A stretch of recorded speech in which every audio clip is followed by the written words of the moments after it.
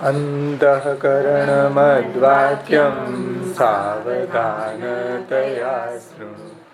कृष्णात् परं नास्ति देवं वस्तुतो दोषवर्जितं। चाण्डाली चेद्राजपत्नी जाता राज्ञा च मानिता। कदाचित् अपमानेऽपि मूलतः का क्षतिर्भवेत्। समर्पणादहं पूर्वम् उत्तम किं सदा स्थितः। काममादमता भाव्या पश्चात्तापो यतो भवेत्। सत्यसङ्कल्पतो विष्णुः नान्यथा तु करिष्यति। आज्ञेव कार्या सततं स्वामिद्रोहोऽन्यथा भवेत्। सेवकस्य तु धर्मोऽयं स्वामी स्वस्य करिष्यति। आज्ञापूर्वन्तु या जाता गङ्गासागरसङ्गमे। यापि पश्चान्मधुवने न कृतं तद्वयं मया। देहदेशपरित्यागः तृतीयो लोकगोचरः। पश्चात्तापः कथं तत्र सेवकोऽहं न चान्यथा। लौकिकप्रभुवत् कृष्णो न द्रष्टव्यः कदाचन। सर्वं समर्पितं भक्त्या कृतार्थोऽसि सुखी भव। प्रोढापि दुहिता यद्वत् स्नेहान्न प्रेष्यते वरे। तथा देहेन कर्तव्यं वरस्तुष्यति नान्यथा। लोकवच्चेत् स्थितिर्मे स्यात् किं स्यात् इति विचारय। अशक्ये हरिरेवास्ति मोहं मागा कथञ्चन। इति श्रीकृष्णदासस्य वल्लभस्य हितं वच। चित्तं प्रति यदा कर्ण्य भक्तो निश्चिन्ततां व्रजेत्।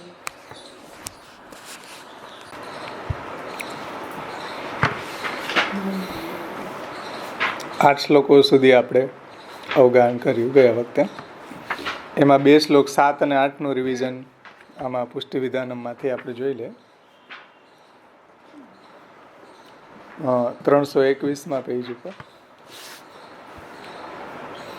લૌકિક પ્રભુવત કૃષ્ણો ન દ્રષ્ટવ્ય કદાચનમ સર્વમ સમર્પિતમ ભક્ત્યા કૃતાર્થોસી સુખી ભવ.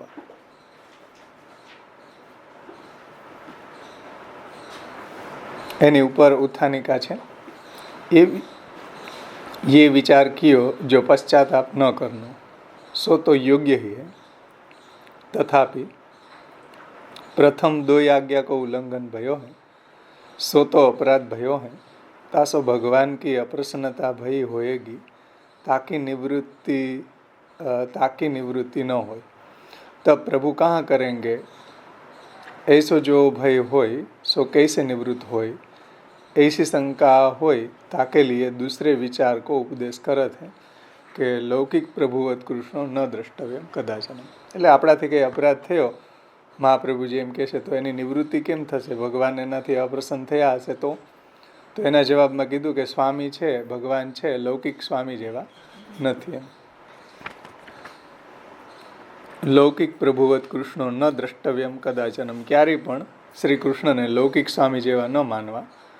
કારણ કે આપણે જો પ્રભુને સર્વ સમર્પિત કર્યું છે તો કૃતાર્થ જ છીએ. સર્વમ સમર્પિતમ ભક્ત્યા કૃતાर्थोऽसि સુખી ભવ.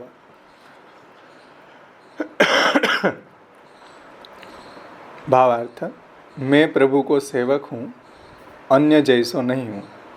એટલે હું ભગવાનનો દાસ છું ભગવાનનો સેવક છું કોઈ અન્ય નથી. तासु फल में विलंब होय तो हूँ पश्चाताप क्यों करनो. और श्री हरि को लौकिक राजा आदि की तरह चलचित कब हूँ नाही जाननो. એટલે લૌકિક રાજા કેવો હોય ચલાયમાન ચિત્તવાળો એમ. ચલચિત એટલે ચલાયમાન ચિત્તવાળો. ક્યારેક આ રાખે ને પછી રજાઈ આપી દે એમ. મતલબ કે આપણે એને કહીએ ઠેકાણે નથી એમ. ચલચિત એટલે ચલાયમાન જેનું ચિત્ત છે એવું. तो लौकिक राजा आदि की तरह चलचित कब हूँ नाही जानने भक्तिसु आत्मसहित सब अपनी वस्तु को समर्पण तेने कियो है तासु तू कृतार्थ है, तासु પહેલે કી તરહ સુખી હો. એટલે અપરાધ કર્યા પહેલાં જે ભગવાન સાથે આપણો જે પ્રેમ હતો, ભક્તિ હતી અને સુખી હતા, એવી જ રીતના હવે પણ રહેવું જોઈએ. કારણ કે ભગવાન આપણા લૌકિક સ્વામી જેવા નથી, એ આપણો અપરાધ નહીં ગણે. જો આપણે પ્રભુને સમર્પિત થઈને રહેતા હશું તો પ્રભુ પહેલાંની જેમ જ ફલદાન કરશે. એમાં પ્રભુ કાંઈ માઠું નહીં લગાડે કે ભાઈ વચ્ચે આવું થઈ ગયું તો ભગવાન એના હૃદયમાં કોઈ એવી ગાંઠ નહીં બાંધી લે આપણા પ્રત્યે. એટલે કહે છે કે સર્વ સમર્પિત છે તો પ્રભુ પહેલાંની જેમ જ આપણને ચાહી જ રહ્યા છે, આપણે કૃતાર્થ જ છીએ. ટીકા: લૌકિક સ્વામી જૈસે સેવક કો अपराध भयो હોય તો વાકો ત્યાગ કરત હૈ, તૈસે પ્રભુ અપનો ત્યાગ કરેંગે ऐसो संदेह नहीं करनो. જેમ લૌકિક રાજા હોય, સ્વામી હોય, એ કોઈનો ત્યાગ કરી દે, સેવકનો એક અપરાધ થયો હોય તો ત્યાગ કરી દે, એવા ભગવાન નથી. કે આપણો અપરાધ થાય તો આપણો ત્યાગ તો અંગીકાર જ ન થાય, કારણ કે એટલા અપરાધ કરવાવાળા આપણે છીએ. તો ભગવાન એવું ક્યારેય નથી વિચારતા કે આ અપરાધી છે, બાકી અપરાધની તો ખાણ છે જીવ. ભગવાન જાણે છે આપણા માંજના શું છે એ, એટલે પ્રભુ એના સામું જોતા નથી. પણ આપણે જો ભગવાનને સમર્પિત હોય, શરણાગત હોય, ભગવત ભજન પરાયણ હોય તો તૈસે પ્રભુ અપનો ત્યાગ કબહુ નહીં કરેંગે, જેમ લૌકિક સ્વામી ત્યાગ કરે છે. કારણ કે શ્રી કૃષ્ણ લૌકિક સ્વામી જેવા નથી. ऐसे जतावे के लिए कहत है जो लौकिक स्वामीवत ફલરૂપ શ્રી કૃષ્ણ કાહુદી નાહી જાણને. એટલે શ્રી કૃષ્ણ કેવા છે? ફલરૂપ છે, ફલાત્મા છે, નિસાધન ફલાત્મા છે. તો એને લૌકિક સ્વામી જેવા ક્યારેય ન માનવા જોઈએ, કારણ કે પ્રભુ ફલરૂપ છે. इतने लौकिक में स्वामी प्राकृत हुए वेसु अंगीकृत को परित्याग करे सो संभवित है.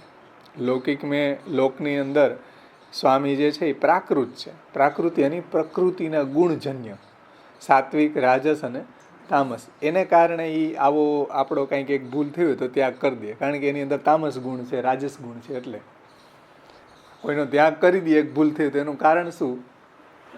એને ગુસ્સો આવી ગયો, ભાઈ આને કેમ ભૂલ કરી? એનું કારણ શું? પ્રકૃતિજન્ય છે આપણે. એટલે જગતું ત્રિવિધમ પ્રોક્તમ સિદ્ધાંત મુક્તાવલીમાં આવ્યું હતું ને, રાજસ, તામસ અને સત્વ ગુણોથી બનેલું છે. તો એની અંદર આ પ્રોબ્લેમ છે જ. પ્રાકૃતિ ગુણજન્ય આપણે જે છીએ એની અંદર આવા બધા દોષો ભરેલા જ છે.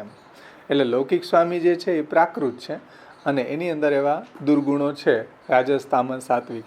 એને કારણે એ એક વખત અપરાધ થવાથી એનો ત્યાગ કરી દે. પણ પ્રભુ છે એ કોઈ પ્રાકૃત નથી, પ્રભુ અપ્રાકૃત છે. એની અંદર એવા ગુણો નથી, સાત્વિક, રાજસ, તામસ. એ તો નિર્ગુણ છે, અલૌકિક છે. એટલે એ ક્યારેય ત્યાગ નહીં કરે. હવે જો ત્યાગ કરવાની પાછળનું રીઝન શું? આ ગુણો. આ ગુણોને કારણે જ એને માઠું લાગે ને. તામસ ગુણો, રાજસ ગુણો ન હોય તો કોને માઠું લાગે? આ ગુણો જ પ્રોબ્લેમ ઊભી કરે. એટલે કે છે કે પ્રાકૃત જે જીવો છે, સ્વામી છે, એ પ્રાકૃત છે. પ્રભુ આપણા અપ્રાકૃત છે, અલૌકિક છે. એટલે એ ત્યાગ નહીં કરે. પ્રાકૃત સ્વામી હોત તો ત્યાગ કરી દે. પણ શ્રી કૃષ્ણ છે એ તો ફલરૂપ છે, અલૌકિક સ્વામી છે. એ કોઈ પ્રકૃતિના ગુણો એની ઉપર હાવી નથી થઈ જતા. પ્રાકૃતા સકલા દેવા ગણિતાનંદ કમ બૃહદ પૂર્ણાનંદો હરિસ્તસ્માત કૃષ્ણ એવા ગતિર્મૂતો. દેવતાઓ એવા જ છે પ્રાકૃત, પણ શ્રી હરિ એવા નથી. એ તો પૂર્ણાનંદવાળા છે, એ ક્યારેય ત્યાગ નહીં કરે. એટલે શ્રી મહાપ્રભુજી અહીં કહે છે કે લૌકિક પ્રભુવત કૃષ્ણ ન દ્રષ્ટવ્યમ કદાચનમ. लौकिक में स्वामी प्राकृत होइवेसु अंगीकृत को परित्याग करे सो संभव है, परंतु यहाँ तो प्रभु अलौकिक स्वामी होइवेसु विनको अंगीकार कालत्रय में नित्य है. ત્રણેય કાલમાં, ભૂત, ભવિષ્ય અને વર્તમાન ત્રણેય કાલમાં જ પુષ્ટિ જીવનો અંગીકાર નિત્ય છે. ક્યારેય પ્રભુ એને ત્યાગ નથી કરતા. એવું અહીંયા તાત્પર્ય છે ટીકાકારનું કે ત્રિકાલમાં નિત્ય અંગીકૃતિ છે પુષ્ટિ જીવની. અંગીકૃત કો ત્યાગ કરવે કી સંભાવના હું નાહી હે. એટલે અંગીકાર જેનો પ્રભુએ અંગીકાર કર્યો છે એનો ક્યારેય પ્રભુ ત્યાગ કરશે એવી સંભાવના પણ નથી. ત્યાગની વાત તો દૂર રહ્યો, સંભાવના નહીં કરવી, એમ વિચારે નહીં કરવો એવો. अंगीकृत को त्याग करवे की संभावना हूँ नहीं है और तेरे ऊपर प्रभु की कृपा हती तासु ही तेने भक्ति मार्ग के अनुसार सर्व समर्पण कियो है। અને જો ભગવાનની કૃપા ન હોત તો લોકવત સ્થિતિ હોત ને. આપણી ઉપર ભગવાનની કૃપા છે, ભગવાને આપણા અપરાધ સામું નથી જોયું એટલે તો આપણે સમર્પિત છીએ. નહીં તો સંસારીઓની જેમ આપણે ન ભટકતા હોય. આપણે ભગવાનને સમર્પિત છીએ, ભક્તિ કરી રહ્યા છીએ, શરણાગત છીએ. એનું કારણ એ જ છે કે અનુગ્રહ પુષ્ટિ માર્ગે નિયામક ઇતિ સ્થિતિ. એટલે શ્રી મહાપ્રભુજી કહે છે કે ભાઈ અંગીકૃત કો त्याग की संभावना हूँ नहीं है और तेरे ऊपर प्रभु की कृपा હતી तासु ही तेने भक्ति मार्ग के अनुसार सर्व समर्पण कियो है. इतने तो कृतार्थ है. जो भक्ति मार्ग प्रमाणे આપણે પ્રભુને સમર્પિત છીએ તો કૃતાર્થ જ છીએ. કોઈ જાતની ચિંતા ન કરવી જોઈએ. અર્થાત સર્વ સાધનરૂપ તથા ફલરૂપ અર્થકુ પ્રાપ્ત ભયો है. એટલે જે કંઈ બી સાધનરૂપ અને ફલરૂપ જે બી અર્થ છે એ આપણને પ્રાપ્ત થઈ ગયું જો આપણે પ્રભુને સમર્પિત છીએ તો. તાસુ મન મેં ચિંતા છોડી કે સુખી હો. એટલા માટે કોઈ પણ જાતની ચિંતા ન કરવું જોઈએ અને આનંદથી ભગવત ભજન કરવું જોઈએ.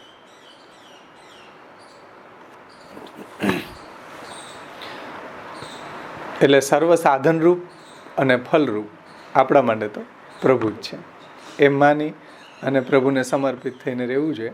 ચિંતા ન કરવી જોઈએ. આપણાથી કોઈ એવા અપરાધ થઈ ગયો હોય, કોઈ એવું શાસ્ત્ર વિરુદ્ધ કાર્ય થઈ ગયું તો પણ એને કંઈ એના જ રોદણા ન રોવાના હોય. એમ જે થઈ ગયું પ્રભુ માફ કરે. એવા તો કેટલાય આપણા કાર્યો હશે કે જેનો કોઈ સીમા જ નહીં હોય, એટલા અપરાધો હશે એમ. પણ પ્રભુને આપણે સમર્પિત થઈ ગયા, પ્રભુને આપણે શરણાગત થઈ ગયા પછી પ્રભુ એવા આપણા દોષો સામું નથી જોતા એમ. અને ભગવાને પણ ગીતાજીમાં કીધું કે હવે ગમે એવો દુરાચારી હોય પણ જો મારી સેવા કરે, મારે શરણે આવે તો એના દુરાચાર છે એને સામે હું નથી જોતો. અપિચેત દુરાચારો ભજતે મામ અનન્ય ભાગ સાધુરેવ સમંતવ્યમ સમ્યક વ્યવસિતો હિસા. એવી ગમે એવો દુરાચારી છે પણ મારા ભજન કરી રહ્યો છે એ બહુ ઊંચા ઉદ્દેશવાળો છે એમ. ભજનનો ઉદ્દેશ તો છે ને એનો દુરાચાર દૂર કરવો એ મારા હાથની વાત છે. માધવ ભટ્ટ કાશ્મીરી માધવદાસ હતા તો એને વેશ્યા રાખી તોય મહાપ્રભુજી એને શરણે લીધો. બધા વૈષ્ણવે હલ્લો મચાવ્યો કે એને શું કામ બ્રહ્મ સંબંધ આપ્યો, એને કેમ શરણે લીધો, એને તો વેશ્યા રાખી. એની વેશ્યામાં આસક્તિ છે, એવી ભગવાનમાં આસક્તિને ફેરવવા, ભગવાનને એવી આસક્તિ પોતાનામાં કન્વર્ટ કરવા માટે કેટલી વાર લાગશે સમજો. જેવી આસક્તિ એની વેશ્યામાં હતી એવી કૃષ્ણમાં થઈ ગઈ. મહાપ્રભુજી જાણતા હતા હવે દેવી જીવ છે અને પ્રભુ એનો અપરાધ વેશ્યા રાખી હતી એ જોતા નથી તો એનો અંગીકાર જ ન થાય ને કે ભાઈ પેલા કેમ વેશ્યા રાખી હતી, હાલો ગેટાવ. એવું થોડું ઠાકોરજી લૌકિક સ્વામી જેવા થોડા છે. શરણે આવી ગયા માધવદાસ, પછી એને છોડી દીધી વેશ્યાને. આનાથી ઠાકોરજીની સેવામાં પરાયણ થઈ ગયા, અનુભવ જતાવા લાગી ગયા. ત્યાં સુધી ઠાકોરજી એમ કે ભાઈ જાવ દો, હાલો તમે તો વ્યભિચારી છો, વેશ્યા કેમ રાખે, ગેટાવ. લૌકિક સ્વામી એવું કે કઈ અલૌકિક સ્વામી એવું નથી કીધું. અને ઇવન મહાપ્રભુજી પણ નથી કીધું. મહાપ્રભુજી એને દીક્ષા આપી છે અને એને ભક્તિ થઈ છે માધવદાસને. મતલબ એની આસક્તિને કન્વર્ટ કરતા ભગવાનને કેટલી વાર લાગશે. એટલે ભગવાનનું જો આપણે ભજન કરી રહ્યા છીએ, ભગવાનને જો આપણે શરણાગત છીએ તો આપણી જે બી વિષય આસક્તિ છે કે જે બી બીજે અન્ય જગ્યાએ આપણો દુસંગ છે ને છોડાવતા કેટલી વાર લાગશે. એટલે ગમે એવો દુરાચારી હોય તો એને ભક્તિ કરવાની છૂટ આપે છે પ્રભુ. ગમે એવો બ્રહ્મહત્યારો હોય, ગુરુ હત્યારો હોય, પાપી હોય, ગમે એવો હોય, ભગવાનનું ભજન કરવાનો એને અધિકાર છે ને છે જ. એ ભાગવત કહે છે ગમે એવો જીવ ભગવાનનું ભજન કરી શકે. ભલે વેદ એને નિગ્લેક્ટ કરે કે ભાઈ ચાલો અતિ પાપીને વેદ પાવન ન કરી શકે, ગમે એવો પાપી હોય એને વેદ પણ પાવન ન કરી શકે, પણ વેદ ન કરી શકે પણ ભક્તિ એને પવિત્ર કરી શકે. ભગવાન ખુદ એને એના શબ્દોમાં આજ્ઞા કરી રહ્યા છે ગીતાજીમાં અને ભાગવતમાં. ગમે એવો દુરાચારી હોય પણ મારું ભજન કરી શકે એમ. અને એનો દુરાચાર કરવો, ભગવાન પોતે જ પાછું કીધું કે ક્ષિપ્રમ ભવતી ધર્માત્મા સસ્વર શાંતિ નિગશ્યતિ કોંતે પ્રતિજાની નમે ભક્ત પ્રણશ્યતિ. ક્ષિપ્રમ ભવતી ધર્માત્મા, એ તરત જ ધર્માત્મા થઈ જશે. આજે એ દુરાચારી છે, મારું ભજન કરી રહ્યો છે તો દુરાચાર છોડવો 1 સેકન્ડ મારા ડાબા હાથનો ખેલ છે. ભગવાન એમ કે ક્ષિપ્રમ ભવતી ધર્માત્મા સસ્વત શાંતિ નિગશ્યતિ, અને એ સસ્વત શાંતિ એટલે મારું ધામને પ્રાપ્ત કરે. કોંતે પ્રતિ જાની નમે ભક્ત પ્રણશ્યતિ. અર્જુનને પ્રતિ ભગવાન કહે છે કે મારા ભક્તનો ક્યારેય નાશ ન થાય.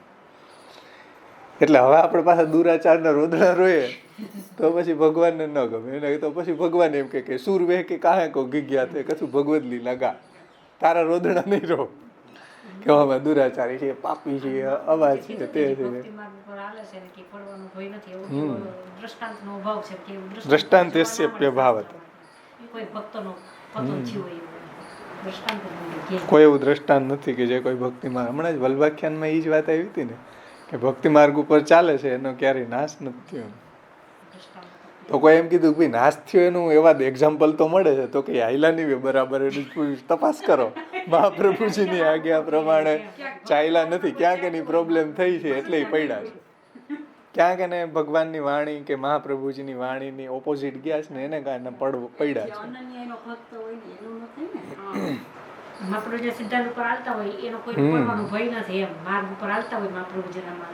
એને કોઈ દી પડે નહીં, એમ ન જ પડે ને. કારણ કે ભક્તિ માર્ગ એવો છે, જ્ઞાન માર્ગમાં પડ્યા હોય એવા દ્રષ્ટાંત છે, કર્મ માર્ગમાં પડ્યા હોય એવા દ્રષ્ટાંત છે, યોગ માર્ગમાં, સાંખ્ય માર્ગમાં, પૂજા માર્ગમાં એનું પતન થયું છે એવા દ્રષ્ટાંતો જોવા મળે એમ. પણ ભક્તિ માર્ગની અંદર એવું કોઈ નથી કે જે ભક્તિ કરી રહ્યો છે ને એનું પતન થયું હોય. ભગવાને ગીતાજીમાં કહે છે કે નહીં કલ્યાણ કૃત કશ્ચિત દુર્ગતિમ તાત ગચ્છતિ. જે કલ્યાણકારી માર્ગ ઉપર ચાલી રહ્યો છે એની ક્યારેય દુર્ગતિ નથી થતી. અને ગીતાજી ભાગવતમાં તો ઘણા યાનાસ થાય નરો રાજા ન પ્રમાદ્યત ન કરે ચિત ધાવન નિમિલ્યવા નેત્રે નસ પતે નસ ખલેદી. આંખો વીંચી નહીં દોડે ને તોય પડે નહીં, એવો ભક્તિ માર્ગ છે. આંખો વીંચીને દોડે, ધાવન નિમિલ્યવા નેત્રે એટલે ધાવન યાની દોડવું. આંખો વીંચીને દોડે, આંખોને મીચવું એટલે શું કે શાસ્ત્રની આજ્ઞાનું ઉલ્લંઘન થઈ જાય, ગુરુ આજ્ઞાનું ઉલ્લંઘન થઈ જાય.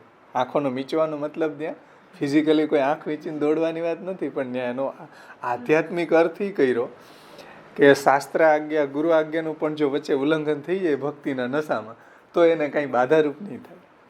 એવો આ ભક્તિ માર્ગ છે. યાનાસ થાય નરો રાજન ન પ્રમાદ્યત ન કરહી ચિત. ક્યારેય પણ એને નાશનો ભય નથી. ધાવન નિમિલ્યવા નેત્રે નસ્પતે નસ ખલે દીહ. એટલે તત્વારદીપ નિબંધમાં મહાપ્રભુજી કીધું છે કે ભાઈ યસ્માન પાત ભયમ નાસ્તિ મોચક સર્વથાયત માર્ગોયમ સર્વ માર્ગાણામ ઉત્તમ પરિકીર્તિ. કે અહીંયા કોઈ પડવાનો ભય નથી. યસ્માન પાત ભયમ નાસ્તિ મોચક સર્વથાયત. અને બધા એંગલથી એને મોચન કરવા વાળો છે, મુક્ત કરવા વાળો છે, ભગવત પ્રાપ્તિ કરાવનારો છે. એટલે માર્ગો એમ સર્વ માર્ગાણામ ઉત્તમ પરિકીર્તિ. બધા માર્ગો કરતા આ ભક્તિ માર્ગ શ્રેષ્ઠ છે. આ મહાપ્રભુજીના શબ્દો છે કે કોઈ અહીંયા પડવાનો ભય નથી એમ. એટલે અહીંયા કહી રહ્યા છે કે ભાઈ ભગવાનને જો આપણે સમર્પિત છીએ તો કૃતાર્થ જ છીએ, કોઈ પણ જાતની ચિંતા કરવાની બિલકુલ જરૂર નથી. આવું આશ્વાસન મહાપ્રભુજી અને ઠાકોરજી બે આપે છે કે તતો નિશ્ચિંતતામ રજત કૃતાર્થો સુખી ભવ, સુખી થાવ, તમે કૃતાર્થ જ છો. કેટલી મીઠી વાત છે. આવું આશ્વાસન કોઈ ના આપી શકે સિવાય મહાપ્રભુજી કે જો તમે ભક્તિ કરી રહ્યા છો તો કૃતાર્થ જ છો.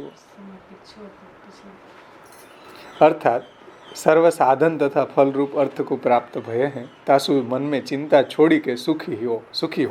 આ આશીર્વાદ છે મહાપ્રભુજીના. સુખી થાવ એમ, સુખી ભવ. भगवान को આગળનો શ્લોક 8वां श्लोक. भगवान को अंगीकार नित्य है तासु यद्यपि फल देंगे तथापि प्रथम फल दियो હતો तैसे देंगे किंवा नहीं देंगे. એટલે વચ્ચે જે આજ્ઞા ન માની એને કારણે જે પહેલા પ્રભુએ સાનુભાવ જતાવતા અને પહેલા ફલ પ્રદાન કર્યું હતું અને વચ્ચે આ થોડું આજ્ઞાનું ઉલ્લંઘન થઈ ગયું, તો હવે ફરી પાછું ભગવાન પાસે જશું તો પહેલાં જેવું પ્રભુ આપણી ઉપર પ્રસન્ન થશે કે ફલ દેશે કે નહીં દે, આવી કોઈને શંકા થાય કે દેંગે કિંવા નહીં દેંગે. ऐसे संदेह को जो क्लेश હોય, ऐसे संदेह શું જો ક્લેશ હોય તાકી નિવૃત્તિ કે લીએ દ્રષ્ટાંત દેતે. એટલે એવો સંદેહ થતો હોય તો મહાપ્રભુજી કે લ્યો હું તમને એક દ્રષ્ટાંત આપીને સમજાવું છું કે પ્રોઢાપી દુહિતા યદવત સ્નેહાન ન પ્રેષ્યતે વરે તથા દેહે ન કર્તવ્ય વરસ તુષ્યતિ નાન્યથા. हे अंतःकरण, जैसे कितने अज्ञानी पति के यहाँ जाइवे लायक कन्या को हूँ स्नेह सो वाके पति के यहाँ नाही भेजे. એટલે પ્રૌઢનો અર્થ અહીંયા લીધો છે કે પતિ યોગ્ય, પતિના કાર્ય કરવા યોગ્ય થયેલી કન્યા. પ્રૌઢ યાની યુવાન અથવા તો સક્ષમ, પતિના કાર્યો કરવા માટે સક્ષમ થયેલી. તો વાકે પતિ के वहाँ नहीं भेजे तैसे देह त्याग के विषय में તોકુ હું વિલંબ નાહી કરનો ચાહીએ. એટલે અહીંયા મહાપ્રભુજીની સાથે પ્રસંગ શું છે? ભગવાન બોલાવી રહ્યા છે. હવે દેહમાં પ્રેમ કરીને ભગવાન પાસે ન જવું તો પતિ પ્રસન્ન નહીં થાય. આ મહાપ્રભુજીની કથા છે.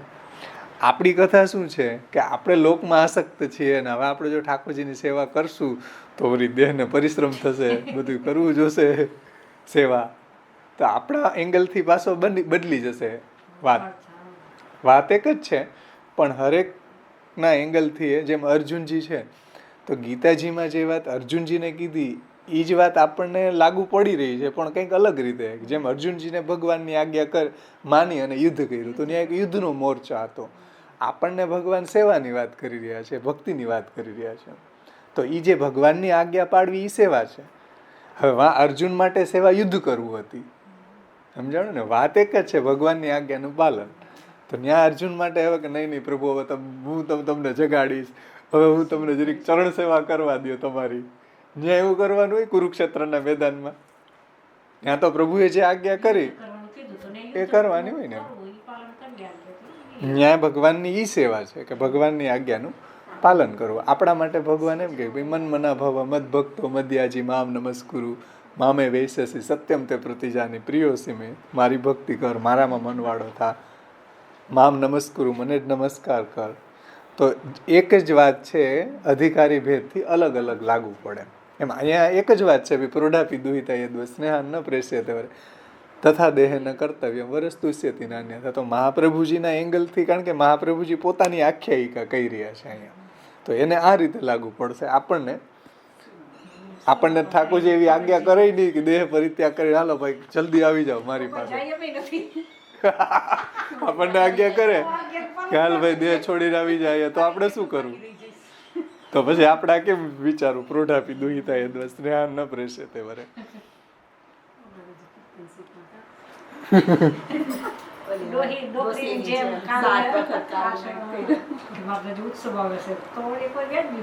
એટલે અહીંયા એક અલગ વાત છે, મહાપ્રભુજીના એંગલથી આ રૂલ્સને કઈ રીતે ઇમ્પ્લિમેન્ટ કરવો, એટલે આચરણમાં મૂકવું. આપણા માટે કોઈ અલગ વાત છે. આપણે વાત એ છે કે ભાઈ આપણે જો પ્રભુની સેવા ન કરીએ અને આપણે આપણા દેહના સુખનો જ વિચાર કરતા રહીએ કે ઓહો સેવા કરશું તો દેહને પરિશ્રમ થશે, પછી અસમર્પિતનો ત્યાગ કરશું તો બહાર ખાવાનું બંધ થશે, લોકોના બધે પછી આપણે સવારમાં જવાશે નહીં ક્યાંય લૌકિકમાં, કેટલી બધી પ્રોબ્લેમ થઈ જાય બિચાકડાઓને.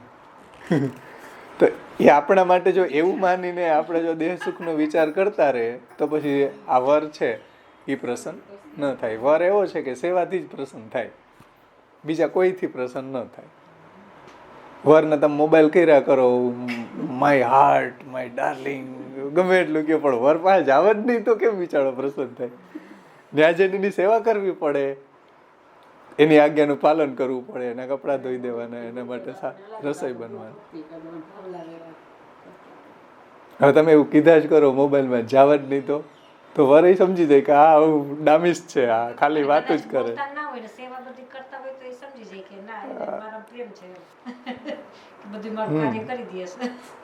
એટલે અહીં કહી રહ્યા છે કે ભાઈ ભગવત સેવાથી જ પ્રભુ પ્રસન્ન થાય છે. આ વાત સમજી જાઓ, વન સેન્સ ફોર ઓલ. ભગવાન સેવાથી જ પ્રસન્ન થાય છે. એટલે અહીં કહી રહ્યા છે કે અહીંયા શ્રી મહાપ્રભુજીના એંગલથી ટીકાકારે અર્થ લીધો છે આમાં ભાવાર્થમાં કે તૈસે દેહ ત્યાગ કે વિષય મેં તો હું કુ વિલંબ નાહી કરનો ચાહીએ. વિલંબ કરવે શું પ્રભુ પ્રસન્ન નાહી હોવે. આપણે સેવા માટે વિલંબ ન કરવો જોઈએ. ટીકા जैसे पुत्री बड़ी भई હોય अर्थात पति के सर्व कार्य के योग्य भई હોય तथापि माता पिता को वाके ऊपर स्नेह હોય तासु ऐसे जाने जो ये तो अब बालक है और पति के घर में तो कार्य विशेष है, सो करवे में थक जाएगी अथवा तो क्लेश युक्त हो जाएगी। ऐसे जानी के वाके पति के समीप भेजे नहीं, तब वाको पति अप्रसन्न હોય. આવી રીતના એને ઉપર પ્રેમ કરીને જો એને વડાવવામાં ન આવે, એમ આપણે આપણા દેહને, હજી તો આ દેહ છે, હજી તો નાના છીએ, હજી તો ગટપણમાં ગોવિંદ ગાશું, અત્યારથી બહારનું ખાવાનું બંધ કરી દેવાય કઈ, એવા વિચાર આવે. તો પછી આ વર એવા છે કે સંતોષ નહીં પામે. ऐसे जानी के वाके पति के समीप भेजे नहीं, तब वाको पति अप्रसन्न होए है। तैसे ही अपने देह में स्नेह राखी के प्रभु को कार्य जो सेवा है वो करवे में देह को क्लेश होएगो। ऐसे जानी के प्रभु के कार्य में देह को विनियोग न करे तो प्रभु अप्रसन्न होय. આ દેહનો વિનિયોગ પ્રભુ સેવા માટે થવો જોઈએ, કારણ કે ભગવદ રૂપ સેવાર્થમ તત્સૃષ્ટિ નાન્યથા ભવેત. ભગવાનની સેવા માટે જ પ્રભુએ આપણને આ દેહ આપ્યો છે, તો એમાં જ એનો યુઝ થવો જોઈએ. क्यों? जो पुत्री बड़ी भई ताकू वर की पास न पठावे, तो जैसे वर प्रसन्न न होय, तैसे देह के ऊपर स्नेह राखी के भगवान की सेवा में देह को न लगावे तो भगवान હું પ્રસન્ન હોય. આ આખોનો તાત્પર્ય છે. ત્યાર પછી હવે આગળના શ્લોકને આપણે જોઈએ. આગળ લોકવચ્ચે સ્થિતિર મેં સ્યાત કિમ સ્યાદિતિ વિચારે અશક્ય હરિરેવાસ્તી મોહમ માગા કથંચન. એટલે લોકના જેવી મતલબ કે સંસારાસક્ત જો તારી દશા હોત કે પરિસ્થિતિ હોત તો શું થાત, એનો તું વિચાર કર. અશક્ય હરિરેવાસ્તી એટલે અશક્ય લાગતા બધા કાર્યમાં હરિશરણ છે. કોઈ રીતે મારું હવે આગળ શું થશે એવો મોહ ન કરવો જોઈએ. એમાં આપણે વ્રજરાયજીની ટીકા લેવાની છે, પેજ નંબર 70 ઉપર. એમાં શ્રી વ્રજરાયજી આજ્ઞા કરે છે કે આ પ્રકારથી અહીં સુધી આચાર્ય ચરણોએ આ નિર્ધારિત કર્યું કે આ દેહ પ્રતિ સ્નેહનો ત્યાગ કરીને એનાથી ભગવત સેવા જ કરવી જોઈએ. 70માં પેજ ઉપર જ પહેલી જ લીટી. એટલે આ દેહની અંદર એવી મમતા ન રાખવી જોઈએ કે એવો સ્નેહ ન રાખવો જોઈએ કે આપણે એને સેવામાં પ્રવૃત્ત ન કરીએ. એમાં તો એને પ્રવૃત્ત કરવો જોઈએ. એટલે શ્રી વ્રજરાયજી કહે છે કે આ દેહની અંદર આ દેહ પ્રતિ સ્નેહનો ત્યાગ કરીને એનાથી ભગવત સેવા જ એનાથી એટલા દેહથી ભગવત સેવા જ કરાવવી જોઈએ. હવે એને આગળ શ્લોકમાં આ પણ બતાવી રહ્યા છે કે પૂર્વમાં જે આ ચિંતા થઈ હતી કે ભગવાન જો પરીક્ષા કરવા માટે ફલદાનમાં વિલંબ કરશે તો મારી શી ગતિ થશે, એ ચિંતા થવી પણ ગુણરૂપ જ છે અને એને દોષરૂપ નહીં સમજવી જોઈએ. કેમ કે જેમનો પ્રભુએ અંગીકાર કર્યો જ નથી તેમને તો ચિંતા થવાની જ નથી. અંગીકાર કર્યો હોય તો ચિંતા થાય ને આપણને. માનો કે આપણે ભગવત સેવા કરવી અને વચ્ચે કોઈ આપણને ડિસ્ટર્બ કરે તો આપણને એના પ્રત્યે એવું લાગે કે ભાઈ આ ભગવત સેવામાં કેમ અવરોધરૂપ થાય છે. હવે જેને કરવી જ નથી એને તો કંઈ પ્રશ્ન નથી. એક ઉક્તિ છે, શયાનો ન પતિત, સૂતેલો માણસ ન પડે, ચાલતો માણસ જ પડે ને. એમ એટલે આ ચિંતા કોને થાય કે ભાઈ જે ભક્તિ માર્ગની અંદર આગળ પ્રવૃત્ત થઈ રહ્યો છે એને ફલમાં વિલંબ થઈ રહ્યો છે તો એને ચિંતા થાય. લૌકિકને કેમ એવી ચિંતા ન થાય? કારણ કે એને એમાં પ્રવૃત્ત થયા નથી, એને ભગવત ભજન કરવું નથી, એટલે એને એવી કોઈ ચિંતા નથી. એમ એટલે કહે છે કે આ જે ચિંતા થઈ રહી છે અંગીકૃત જીવોને જ થાય છે અને ચિંતા થવી પણ ગુણરૂપ જ છે અને દોષરૂપ નહીં સમજવી જોઈએ. કેમ કે જેમનો પ્રભુએ અંગીકાર કર્યો જ નથી તેમને તો ચિંતા થવાની જ નથી, કિંતુ અંગીકૃત જીવોને થવાની. જેનો પ્રભુએ અંગીકાર કર્યો છે એને જ આવી ચિંતા થાય ને કે ભાઈ આપણાથી આ થયું નહીં, ભગવત સેવા ન થઈ, અથવા તો ફલદાનમાં વિલંબ થયો, અથવા તો મેં જે 2 આજ્ઞા ન માની તો હવે પ્રભુ પહેલાંના જેવો પ્રેમ મારા પ્રત્યે કરશે કે નહીં કરે. આવી ચિંતા અંગીકૃત ન થાય ને, જે અંગીકૃત નથી એને થોડી થાય.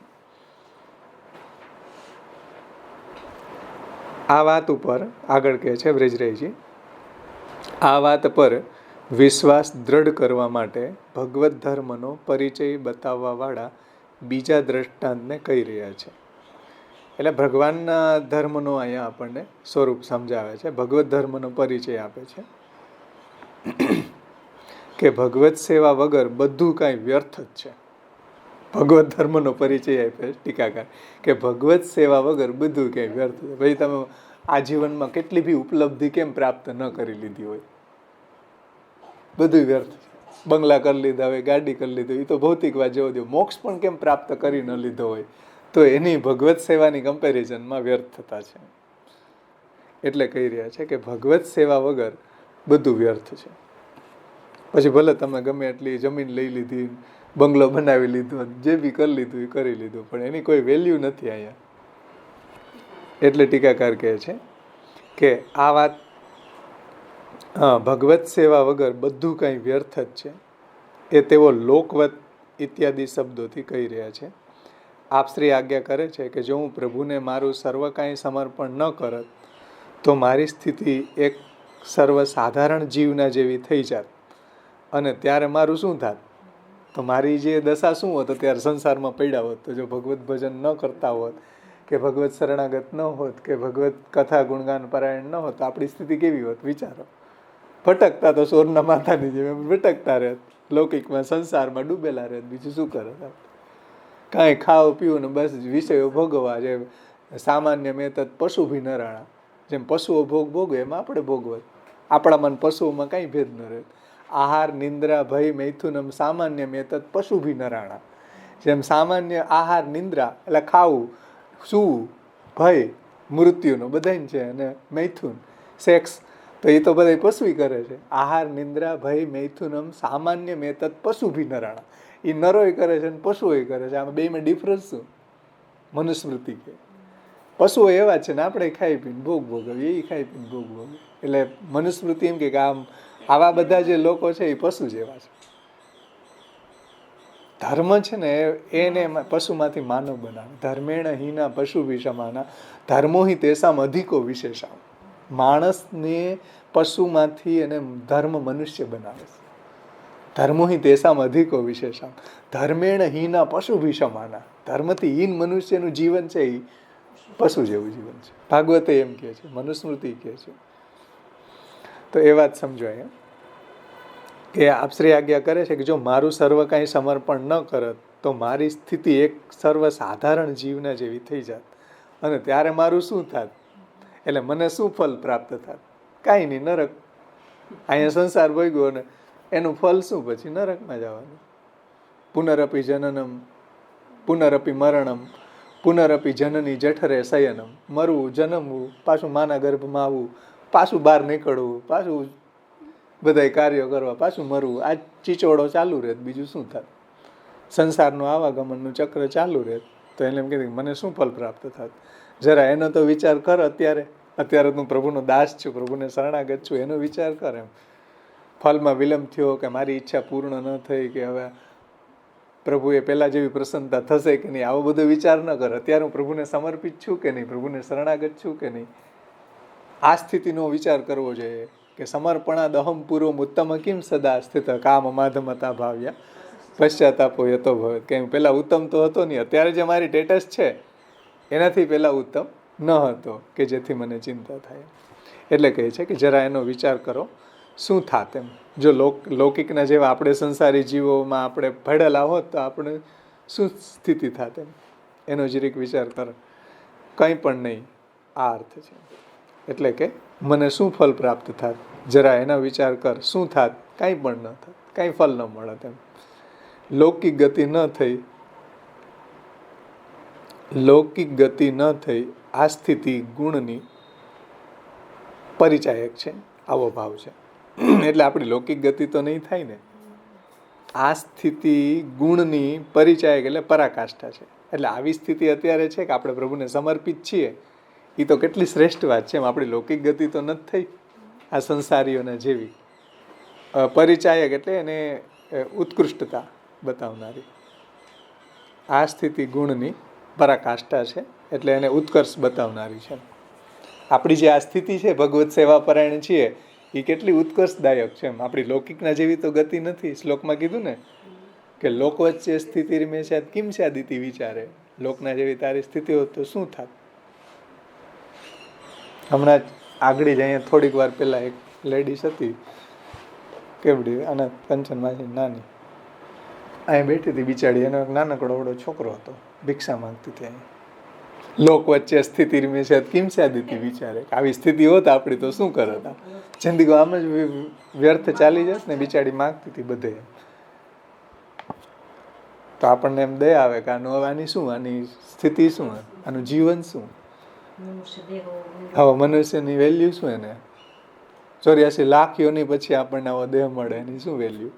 કાંઈ નહીં. બિચારી ભિક્ષા માંગતી હતી, એને હું ભગવાનનું નામ મોઢામાં કોઈ દેવા આવે, એ સંસારની અંદર આટલી હીન સ્થિતિ કે એને ભીખ માગે ત્યાં બિચારીનું પેટ ભરાય, એવડો નાનકડો છોકરો ને બેઠા હતા, એનો સમય એમાં તો જિંદગી વહી ગઈ ને એની. તરત આપણને આવું યાદ આવે ને, એવી હીન સ્થિતિ હોય ને એને જોવું જોઈએ કે આપણને પ્રભુએ કેવી દિવ્ય સ્ટેટસ ઉપર મૂક્યા છે. પ્રભુએ આપણને શરણાગત, આપણે કોઈ દિવસે આવા સામું ન જોઈએ, પણ આ ભિખારીઓ સામું જોઈએ ને ત્યારે આપણને રોમાંચ થઈ જાય કે નહીં, જો પ્રભુએ આપણને આવા નથી બનાવ્યો, નહીંતર આપણે કેમ ભજન કરી શકીએ તેમ.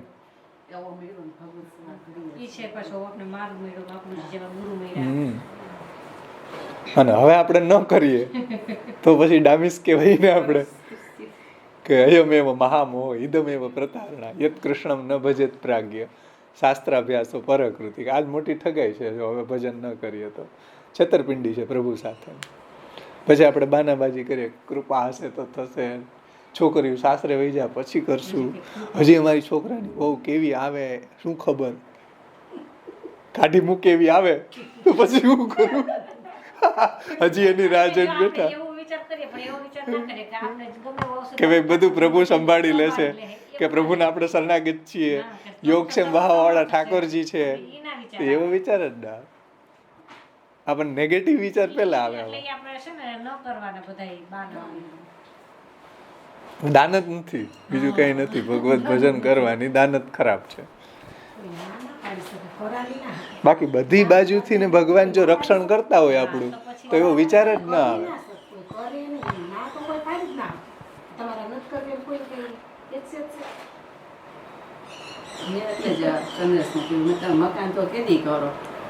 બરાબર ને, વકાર ની કઈ થોડી રાખ.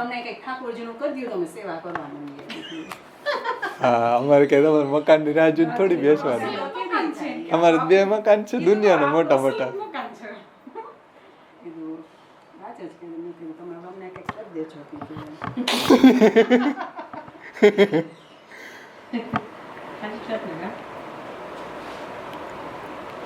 એવી કોઈ વસ્તુની રાહ ન જોઈએ.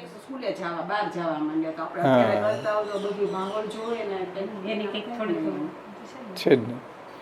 આગળ કહે છે કે આપણી લોકના જેવી સ્થિતિ થાત તો શું થાત, એમ વિચાર કર જરીક. એમ આપણા અંતઃકરણને થોડું પ્રબોધન કરવું જોઈએ. આગળ કહે છે વ્રજરાયજી, અશક્ય હરિરે વાસ્તી મોહમ માગા કથંચના. આ સંદર્ભમાં એક શંકા થાય છે કે ભગવાનને સર્વસમર્પણ કરી દેવાથી અને ભગવત સેવામાં રત રહેવાનો ભાવ ભગવત પ્રાપ્તિના સમસ્ત ફલોને પ્રાપ્ત કરાવી શકે છે. કે ભગવાનને સર્વસમર્પણ કરી દેવાથી અને ભગવત સેવામાં રત રહેવાનો ભાવ ભગવત પ્રાપ્તિના સમસ્ત ફલોને પ્રાપ્ત કરાવી શકે છે. પરંતુ મુશ્કેલી એ છે કે સર્વપ્રથમ તો મનમાં એવો ભાવ ઉત્પન્ન થવો જ અશક્ય છે. તેથી હવે ભગવત પ્રાપ્તિ કેવી રીતના થશે કે આપણે એમ તરત એવો વિચાર આવે કે ઓહો વ્રજભક્તોના જેવો કે 84-252 જેવો તો ભાવ આપણને છે નહીં. નથી તો નથી, પણ ભજન તો કરી શકીએ ને. મહાપ્રભુજી એવું નથી કીધું કે ભગવાનને પ્રેમ કરો, ભગવાનની ભક્તિ કરો, કૃષ્ણ સેવા સદા કાર્ય. સમજો ધ્યાનથી આ રહે, કારણ કે પ્રેમ કરો એવું વિધાન ન થઈ શકે. ભગવાને અહીં પ્રગટ થઈને એમ કે હાલો બધા પણ પ્રેમ કરવા માંડી જાવ તો એવું કઈ થોડો પ્રેમ થાય. ભક્તિ કરવાનું કે ભાઈ કૃષ્ણની સેવા કરો, તનુ વિતુજા કરો, એમ કરતા કરતા પ્રભુમાં સ્નેહ થઈ જશે. હા, તો એમ નથી કહેતા કે ભાઈ ભગવાનને પ્રેમ કરો, કારણ કે પ્રેમનું વિધાન ન થઈ શકે. એમ કરો એનો મતલબ શું થાય છે નહીં, પ્રેમનું વિધાન ન થાય. એમ હોય તો હોય, ન હોય તો ન હોય. એટલે રહસ્ય સમજો કે આપણે તરત એવો વિચાર કરીએ કે ઓહો 84-252 જેવી તો આપણી ક્યાં સ્થિતિ છે, પણ ભાઈ સેવા તો કરી શકીએ ને. તનુ વિતજા તો મહાપ્રભુજીની આજ્ઞા પ્રમાણે કૃષ્ણ સેવા સદા કાર્યા તો કરી શકીએ ને. સર્વદા સર્વભાવે ને ભજનીય વ્રજાધિપ તો કરી શકીએ ને. મહાપ્રભુજીની આજ્ઞા પ્રમાણે આપણે ચાલવું જોઈએ. ભગવાનને એવી કૃપા થશે તો એવું સ્નેહનું દાન કરશે પ્રભુ, એવી ભક્તિ પ્રદાન કરશે ગોપીજનોના જેવી 84,252 ભગવદીઓના જેવી. પણ હવે આપણે એવો વિચાર તરત ત્યાં આપણું ટાર્ગેટ સીધું શિખર ઉપર ધ્યાન, ઓહો શિખર ઉપર અહીંયા તો કેમ પહોંચવું, સમજે. કોઈ એકડિયું બગડિયું ભણતો નહીં એમ કે ઓહો ડૉક્ટર કેદી બનવા હે. બનવા એક દી અત્યારે ચાલુ તો કરો તમે, કેજીથી સ્ટાર્ટ થશે તો આ બધા કે એમને ટપકી ગયા ઉપરથી ડૉક્ટર, એમડી ને એમ સર્જન, એ બધા એકડો જ ઘૂંટો પહેલાં કેજીમાં જ હતા. એવી સ્થિતિએ પહોંચી ગયા તનુ વિતજાથી. એમ આપણે જો આપણા પ્રભુની તનુ વિતજા કરશું તો આપણને પ્રભુ એવી કૃપા કરીને એ સ્ટેજ ઉપર પહોંચાડશે. એટલે કહે છે કે આપણે અત્યારે તો ભાવ છે નહીં, ઓહો આપણે કેમ ત્યાં પહોંચીએ. મહાપ્રભુજી કે અશક્ય હરિ રેવાસથી મોહમ માગા કથન છે. ભાઈ અશક્ય પરિસ્થિતિમાં હરિની શરણ ભાવના કરવી જોઈએ. ખોટું મોહ ન પામવું જોઈએ. ઠેકડા નહીં મારો ખોટા, સખણે બેસો, ભગવાનનું ભજન કરો. એટલે એક કવિનું ઓલું છે કે સમય પાયે તરુવર ફલરે કિતહુ સિંચો નીર. તમે કોઈ વૃક્ષ વાવો, આંબો વાવો તો એના સમય થાય ને ત્યારે જ કેરી આવે. કિતહુ સિંચો નીર, રોજ ધબકાવો પાણી, બિચારો આંબો બરી જાય, પચકી જાય. કે વધારે ખાતર નાખો, વધારે ખાતર નાખશો તો બરી જશે. અમારે ગામમાં એવું થયું, એક ભાઈની માંડવી હતી 10 વીઘા, ખાતર ઝીકા ઝીકતો બધી બરી ગઈ. 10 વીઘાની માંડવી કોયલા થઈ ગયા. એને એમ કે ખાતર વધારે નાખો. એ પાછો ટીચર હતો અમારો જ. ટીચર ખેતી કરે તો કેવી કરે, 10-12 વીઘાની અંદર ખાતર ઝીકું, સવારે કોયલા, ખોખ માંડવી બરી ગઈ. એટલે સમય પાયે તરુવર ફલરે કિતહુ સિંચો નીર. સમય આવે ત્યારે એમાં માનસીના ફલ આવી જશે, નિરોધના ફલ આવી જશે, ચેતસ્તત પ્રવણમના ફલ આવી જશે. ભાઈ તનુ વિતજાથી તો કમસે કમ સ્ટાર્ટ તો ખરો કેજીથી. મહાપ્રભુજી કે પ્રભુ આપણને એવી કક્ષા સુધી પહોંચાડશે. હા તો કાલ પરણીને આજ અઘરણી, એવું તો કેમ થઈ શકે? એવું તો પોસિબલ નથી ને. કાલ પરણીને આજ અઘરણી, એવું ગીત હતું.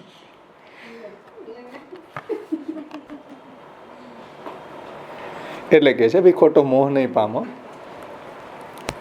એવી શંકા થાય તો કહે છે કે સર્વપ્રથમ તો મનમાં એવો ભાવ ઉત્પન્ન થવો જ અશક્ય છે. તેથી હવે ભગવત પ્રાપ્તિ કેવી રીતના થશે?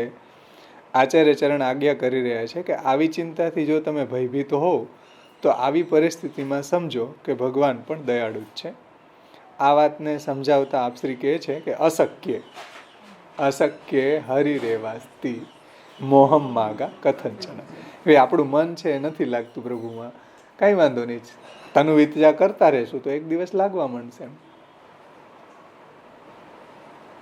એટલે અશક્ય છે ને. જેમ મહાપ્રભુજીએ વિવેક ધૈર્યશ્રીમાં કીધું કે ભાઈ અલૌકિક મન સિદ્ધો સર્વથા શરણમરી, એવું માનસી યોગ્ય મન નથી થતું તો શું કરવું? અશક્ય હરિ રેવાસ્તિ સર્વમાશ્રય તો ભગત.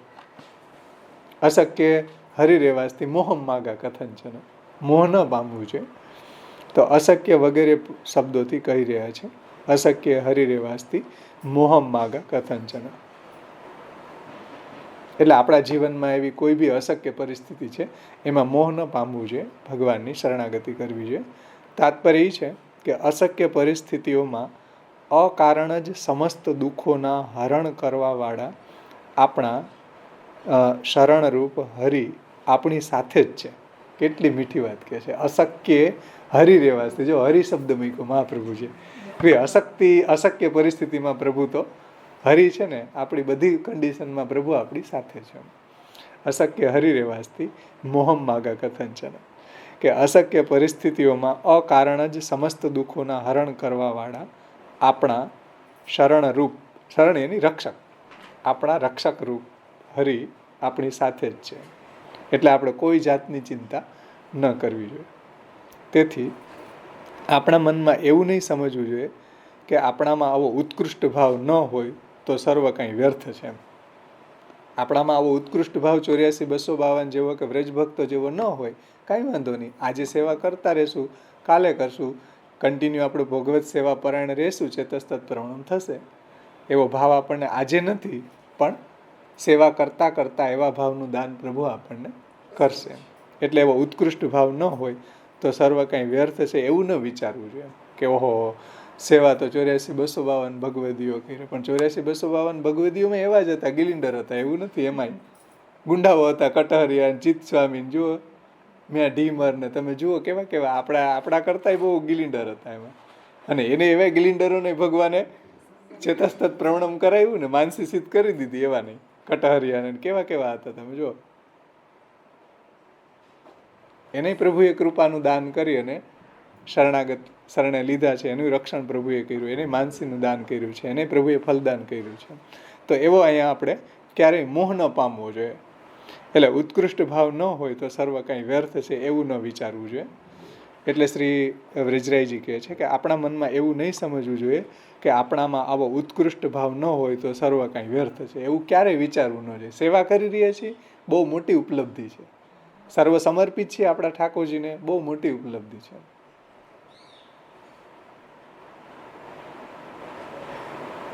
તેથી એટલે આવો આ જે હવેલીઓ છે ને, હવેલીઓની અંદર આ બહુ પ્રોબ્લેમ કે ભાઈ હવેલીઓના એટલા બધા ડેકોરેશન ને ફૂલ મંડલી ને એના બધા ઝાક ઝમાક જોઈને બિચારો વૈષ્ણવ ફેડઅપ થઈ જાય. આવું તો આપણે ઘરમાં કરી જ ન શકીએ. એટલે હવે સેવા બંધ, કે આવું ઉત્કૃષ્ટ તો થઈ જ ન શકે આવું. એટલે એનામાં એક ગિલ્ટી ફીલનો ભાવ આવે.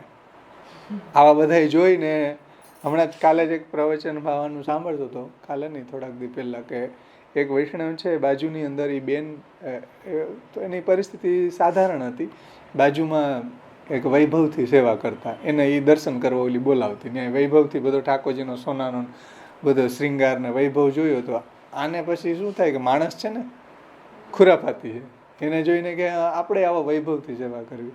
હવે એની પરિસ્થિતિ એવી નહોતી કે વૈભવથી કરી શકે, સામાન્ય પરિસ્થિતિ હતી. એમાં એટલો વૈભવ આપણે હવેલીને જેટલો વૈભવ ન લાખી શકીએ, કારણ કે ત્યાં બટાલિયન છે, એને તો ત્યાં ભિખારી વેડા કરવા ટાંગો લાંબો કરી દે તો આવી પડે લક્ષ્મી, આપણે કમાવા જવું પડે. અને ત્યાં કેટલી બધી બટાલિયન છે, એ બટાલિયન પગારદાર નોકર છે, એ બધા ન્યાય કરી શકે કે ભાઈ ફૂલ મનલીને કેસરના હિંડોળા, આપણે એકલા હોઈએ તો આપણે આપણા પૂરતું કરી શકીએ.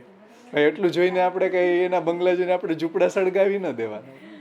તો એને પછી એવો ખુરાફાત સૂજી કે આપણે તો વૈભવથી સેવા કરવી હતી. એને લોન લીધી કરોડ રૂપિયાની આખી ફેક્ટરી માટે. આખી બધી સટ્ટામાં ગઈ, બધી એની ફેક્ટરી ખોટમાં ગઈ. ખોટમાં ગઈ તો બધી જે બેંકનું કરજ હતું ને એના કારણે જેન્સે આત્મહત્યા કરી લીધી આ વૈભવની હોરીમાં. બોલો, વૈભવ જોઈ અને એને આવા વૈભવથી સેવા કરવી. મહાપ્રભુજીએ ક્યાં કીધું એવા વૈભવથી સેવા કરવા? ખુદ મહાપ્રભુજી નહોતા કરતા. શ્રી મહાપ્રભુજીનો તમે વાર્તા ઉઠાવીને જોઈ લો, જીવન ચરિત્ર જોઈ લો, કોઈ વૈભવ નહોતા. ચાપીજીમાં ઠાકોરજી બિરાજતા હતા. મહાપ્રભુજીનો પોતાનો નહોતો ને ઠાકોરજીનો નહોતો. અડેલમાં સ્થાયી બિરાઈ જાય ન્યાય નહોતો. જો ઝૂંપડીમાં બિરાઈ જાય, કોઈ ફૂલ ઘર કે પાન ઘર કે 3 ચૂલ્લા કે કાંઈ નહોતું. જો આચાર્યજી, મહાલક્ષ્મીજી, ગોપીનાથજી ને ગુસાઈજી ઠાકોરજીની સેવા કરતા હતા. સાવ સાત્વિક જીવન હતું. કોઈ વૈભવ મહાપ્રભુજીનો એટલો નહોતો. બાકી મહાપ્રભુજી કરી શકતા હતા ને, મોટા મોટા રાજાઓ એના અંડરમાં હતા.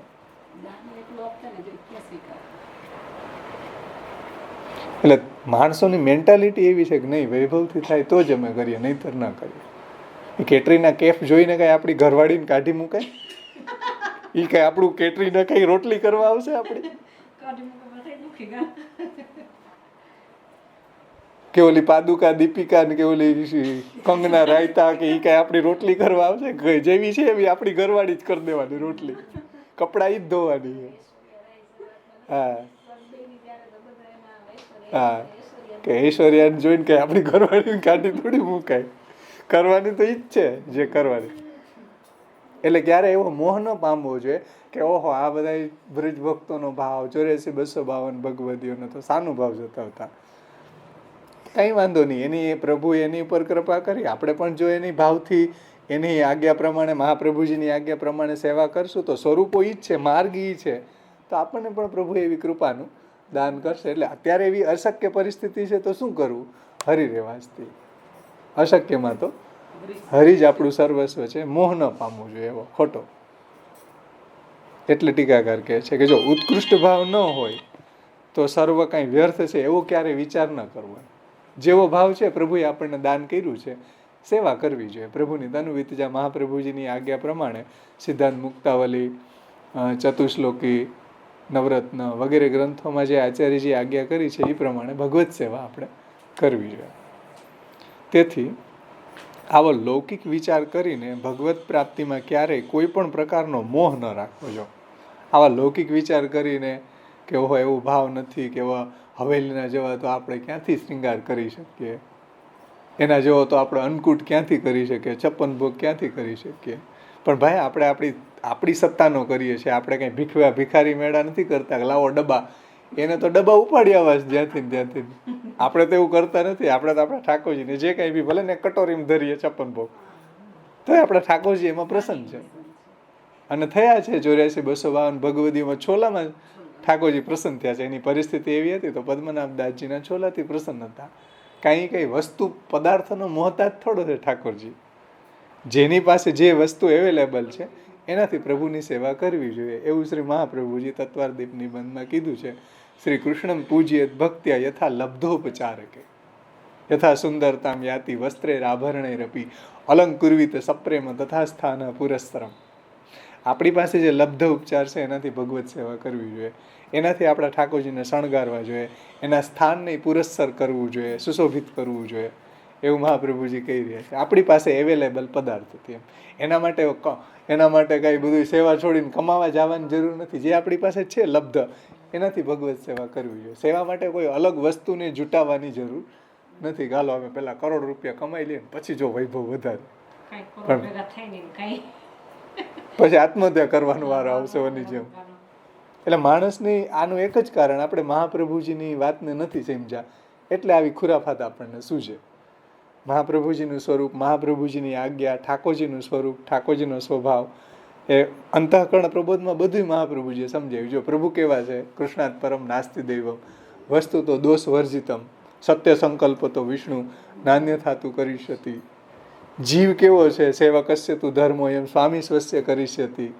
સ્વામીની આજ્ઞાનું પાલન કરવું, પ્રભુને સમર્પિત થઈને રહેશું તો સુખી જ થશું. બધા પાસાઓને મહાપ્રભુજી આમાં સમજાવી દીધા કે સર્વમ સમર્પિતમ ભક્ત્યા કૃતાર્થોસી સુખી ભવ. મહાપ્રભુજીએ કંઈ કચાશ છોડી છે? આ એક ગ્રંથનો તમે વિચાર કરો ને તોય જીવનું સ્વરૂપ સમજાવી દીધું, ભગવાનનું સ્વરૂપ સમજાવી દીધું, ભગવાનનો સ્વભાવ સમજાવી દીધો કેવો છે. લૌકિક સ્વામીવત પ્રભુવત કૃષ્ણ ન દ્રષ્ટવ્યમ કદાચ. લૌકિક સ્વામી જેવા નથી, એવો સ્વભાવ આપણા ઠાકોરજીનો નથી. પ્રભુનો સ્વભાવ આપણને સમજાવી દીધો. જેના ભેગું આપણે રહેવું છે ને એ કેવા છે એનો સ્વભાવ જરીક સમજી જાઓ તમે. સમજો, બાયોડેટાથી ખબર ન પડે સ્વભાવની. અહીંયા મહાપ્રભુજી બધું સમજાવી દીધું. હા, કે ભાઈ જેના ભેગું તમારે રહેવું છે એની જામશે કે નહીં પેલા જોઈ લ્યો. એમાં કઈ ન ખબર પડે બાયોડેટાથી. અહીંયા મહાપ્રભુજી સ્વભાવ સમજાવી રહ્યા કે ભાઈ પ્રભુની સાથે તમારું મેચ થશે કે નહીં જોઈ લ્યો એકવાર. આવા ઠાકોરજી છે એમ તો આપણને પ્રભુના હૃદય સુધી પહોંચાડવા માંગે છે મહાપ્રભુજી. કારણ કે કૃષ્ણ હાર્દવિત છે, કૃષ્ણના હૃદયને એ જાણે છે ને. આપણે જો એને ભેગું રહેવું હોય તો કેવું થઈને રહેવું, એની સામે કેવું થઈને પેશ થવું તો આપણે એને ગમીએ. બધું રહસ્ય મહાપ્રભુજી આપણને સમજાવી દીધું. મહાપ્રભુજીની વાણીનું આપણે અવગાહન કરીએ તો આ રહસ્ય જાણી શકાય, નહીંતર ન જાણી શકાય. એટલે કે છે કે લૌકિક વિચાર કરીને ભગવત પ્રાપ્તિમાં ક્યારેય કોઈ પણ પ્રકારનો મોહ ન રાખવો કે ઓહો મારું હવે શું થશે, ભગવત પ્રાપ્તિ થશે કે નહીં થાય, માનસી સિદ્ધ થશે કે નહીં થાય, કે નિરોધ થશે કે નહીં થાય, ચેતસ્તત પ્રવણમ થશે કે નહીં થાય, આ બધાયનું આ યોગક્ષેમ મારો વાવશે કે નહીં વાવે. કોઈ જાતનો મોહ પામવું ન જોઈએ. પ્રભુ ઉપર ભરોસો રાખવો જોઈએ, પ્રભુ ઉપર વિશ્વાસ રાખવો જોઈએ. અવિશ્વાસ ક્યારેય ન કરવો જોઈએ. એટલી મીઠી વાત અહીંયા મહાપ્રભુજી આપણને સમજાવે છે કે લોકવચ્ચે સ્થિતિર્મે સ્યાત કિંશાદિતિ વિચારે અશક્ય હરિ રેવાસ્તી મોહમ માગા કથા. ભાઈ તું મોહ ન પામ ખોટો, હવે શું થશે. એ થવાનું એ શું થશે. પ્રભુ હરી છે ને, આપણું બધું સંભાળી લેશે. આપણું સંભાળવાવાળા હરી છે. માય નાનકડો બાળક માના ખોડામાં જઈને જો નિર્ભય થઈ જતો હોય, સમજો, તો પછી આ તો હરી છે, ત્રિલોક બ્રહ્માંડોના સ્વામી છે. આપણે એના જો છીએ, એના શરણાગત છીએ, એના સમર્પિત છે, તો પછી એ બધું સંભાળવા તૈયાર છે. કારણ કે હરી છે, આપણી બધી અંદરની બાહ્યની બધી વાત જાણે છે. સર્વેશ્વરસ છે, સર્વાત્મા નિજેચ્છા તે કરી શકે. સર્વ સમર્થ છે પ્રભુ, સમર્થ છે અને આપણી બધી પરિસ્થિતિને સમજીએ છે. એટલે ક્યારેય મોહ ન પામવું જોઈએ કે ઓહો શું થશે, એ થશે, એ થશે. અને આ બધા રહસ્યો 84-252 ભગવદીઓ જીવીને બતાવ્યા. એની પહેલા નાગજી ભટ્ટનો પ્રસંગ જોયો, એને મોહ પામ્યો. ઘરમાં કાંઈ નહોતું, છોકરીના લગ્ન કેમ કરવા? મોહ નથી થયો. થશે જેમ થશે એમ થશે, થઈ ગયા.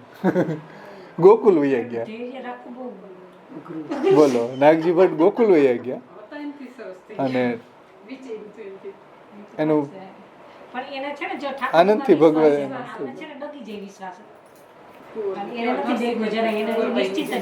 અને બધી કન્ડિશનમાં હરિજનું શરણ છે. કુમનદાસજીને તમે જુઓ, એનું જીવન જુઓ, કાંઈ નહોતું. પેલા માનસિંગે પૂછ્યું, ભાઈ તમારું મોદીખાનું શું અનાજ કરિયાણું ક્યાંથી આવે? હું અહીંયા ભરી દઉં પૈસા, આખી જિંદગી તમારે કાંઈ લેવું ન. જો કે ટેટીનું ઝાડ, ટેટીનું ઝાડ ને 2 ઝરકી રોટી હોય. એને ખેતર હતો, એમાંથી બાજરો થતો હતો. ત્યાં ટેટી કેળાઓના ઝાડવા હતા. આનંદથી ભગવાનનું ભજન કરતા હતા. સમજો, મસ્તી હતી. ઠાકોરજીના ખોડાની અંદર બિરાજીને કહેતા હતા કે ભાઈ કુમના બડી બેર ભાઈ. કુમનદાસજીને કીધું કે ભાઈ તારા વગર મને ચેન નહોતું પડતું. છે મસ્તી છે ભગવાનની ભક્તો સાથેની. ભક્તિ મસ્તીમાં છે. એને ક્યારે એવી કુંઠા નથી કે ઓહો મારી પાસે તો હિંડોળા નથી, પલના નથી, કે ફ્લેટ નથી, 3 બેડ હોલ કિચનનો ફ્લેટ નથી, ક્યાં પધરાવા. એવી કોઈ કુંઠા નથી કુમનદાસજીને. ધોતીને તમે જુઓ, કુમનદાસજીની પરિસ્થિતિ વાર્તા વાંચો, કોઈ કુંઠા નથી. ઠાકોરજીના ખોડામાં એના ખેતરમાં બિરાજી રહ્યા છે, એની સામે કુંઠા કોઈ નથી એની પાસે. ઓહો ભગવાનને વિનંતી નથી કરે કંઈક મારી કંઈક વ્યવસ્થા ધોતી હારી નવી લેવાય એવી તો કંઈક કરી દો, એવી કોઈ ઠાકોરજીને વિનંતી નથી કરી. જેવી કન્ડિશન છે એમાં પ્રભુ એની સાથે જે ફલ હતું, જે અર્થ હતું, એ તો એના ખોડામાં હતું. ભગવાન હરી રહ્યું, અર્થો હરી રહ્યું. એને એવી કોઈ કુંઠા નથી કે ગાડી નથી, બંગલો નથી. દેતા હતા તોય નહોતી રાખી. માનસિંગે કીધું સોનાની આરસી આલ્યો, બાબા કચ્છું રાખો, તો કે નહીં, આજ પાસે તેરો કાંઈ ક્યારે અહીંયા મુંહ નહીં બતાવતો. મસ્તી છે ભક્તોની. કારણ કે એ વસ્તુ એને લલચાવી નથી શકતી. જેની પાસે સર્વ ધનિક છે, જે કૃષ્ણના અર્થથી ધનિક છે, એને કોણ લલચાવી શકે? કૃષ્ણ જેનું અર્થ છે એ સોનાની આરસી રાખીને મારે શું કરવું? સમજો. પણ આ રહસ્ય સમજવું જોઈએ મહાપ્રભુજીનું. તો આપણને આ સંપ્રદાય કે આ આચાર્યજીની વાણીથી આ સમજાશે પ્રભુનો સ્વભાવ, કે એ કોઈ વસ્તુ પદાર્થનો મોહતાજ નથી. એટલે કોઈ બી પરિસ્થિતિમાં મોહ ન પામવું જોઈએ. જેવી બી આપણી પરિસ્થિતિ છે એમાં ભગવત સેવા પરાયણ થઈ જવું જોઈએ. અને આપણા ભગવદીઓએ ઝૂંપડીમાંય કરી સેવા. કે એને 3 બેડ હોલ કિચન હતા નહીં, કે 3 ચૂલા હતા નહીં. જેવી બી એની પરિસ્થિતિ છે એમાં એને ભગવત સેવા કરી છે. ગુંજા માણા ધરી, એને કંઈ વૈભવી નહોતો. એવા ભગવદીઓના પ્રસંગો વાંચો, બધી કન્ડિશનમાં ઠાકોરજી પ્રસન્ન હતા એને. તો મોહ ન પામ્યા. એને કુંઠા નહોતી ક્યારે એવી કે ઓહો હાય હાય આ હિંડોળા ન લીધા કે પલના ન લીધા સોનાના. એવી કોઈ કુંઠા ન હતી. જે બી એની પાસે હતું એનાથી પ્રસન્ન હતા એના પ્રભુ. એ ક્યારેય મોહ નથી પામ્યા ભગવદીઓ. 84-252 આપણે વાર્તા પ્રસંગો વાંચીએ, કોઈ મોહ ન પામ્યું. એને કોઈને કુંઠા નહોતી. પદ્મનાભદાસજીને સામગ્રી મહાપ્રભુજીના ઘરેથી આવીને તોય નીકળી ગયા.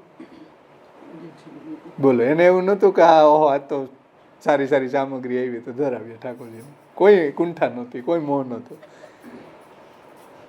નીકળી ગયા ત્યાંથી. છોલામાં ઠાકોરજીને મજા આવતી હતી, મથુરેશજીને, કે ભાઈ એ મારે સામગ્રી નથી હરોગી, મને તારા છોલા ગમે છે. ત્યાંથી નીકળી ગયા અડેલથી. પાછા કનોજ આવી ગયા. ત્યાં રહેવા ગયા હતા, મહાપ્રભુજીનો સત્સંગ કરવા ગયા હતા અડેલમાં. ત્યાંથી નીકળીને પાછા ઘરે આવી ગયા. મહાપ્રભુજીને ખબર પડી. એને મહાલક્ષ્મીજીને કીધું કે જો પાતળ થાળી ન મોકલી હોત, સામગ્રી ન મોકલી હોત તો મથુરેશજી હજી બિરાજ હતા. મોકલી એમાં પ્રોબ્લેમ થઈ ઊભી. પધારી ગયા ઠાકોરજી મથુરેશજીને લઈને. કોઈ કુંઠા નથી હો. છોલા ધર્મમાં કોઈ કુંઠા નથી, કોઈ હાઈ હાઈ નથી. શા માટે? મોહમ માગા કથન. હરિ એની પાસે છે ને. અહીં કીધું ને અશક્ય હરિ, અશક્ય પરિસ્થિતિમાં તો હરિ જ આપણા સર્વ કાંઈ કરવા વાળા છે. હરિ રેવાસથી મોહમ માગા કથન છે ને, મોહ ન પામવું છે.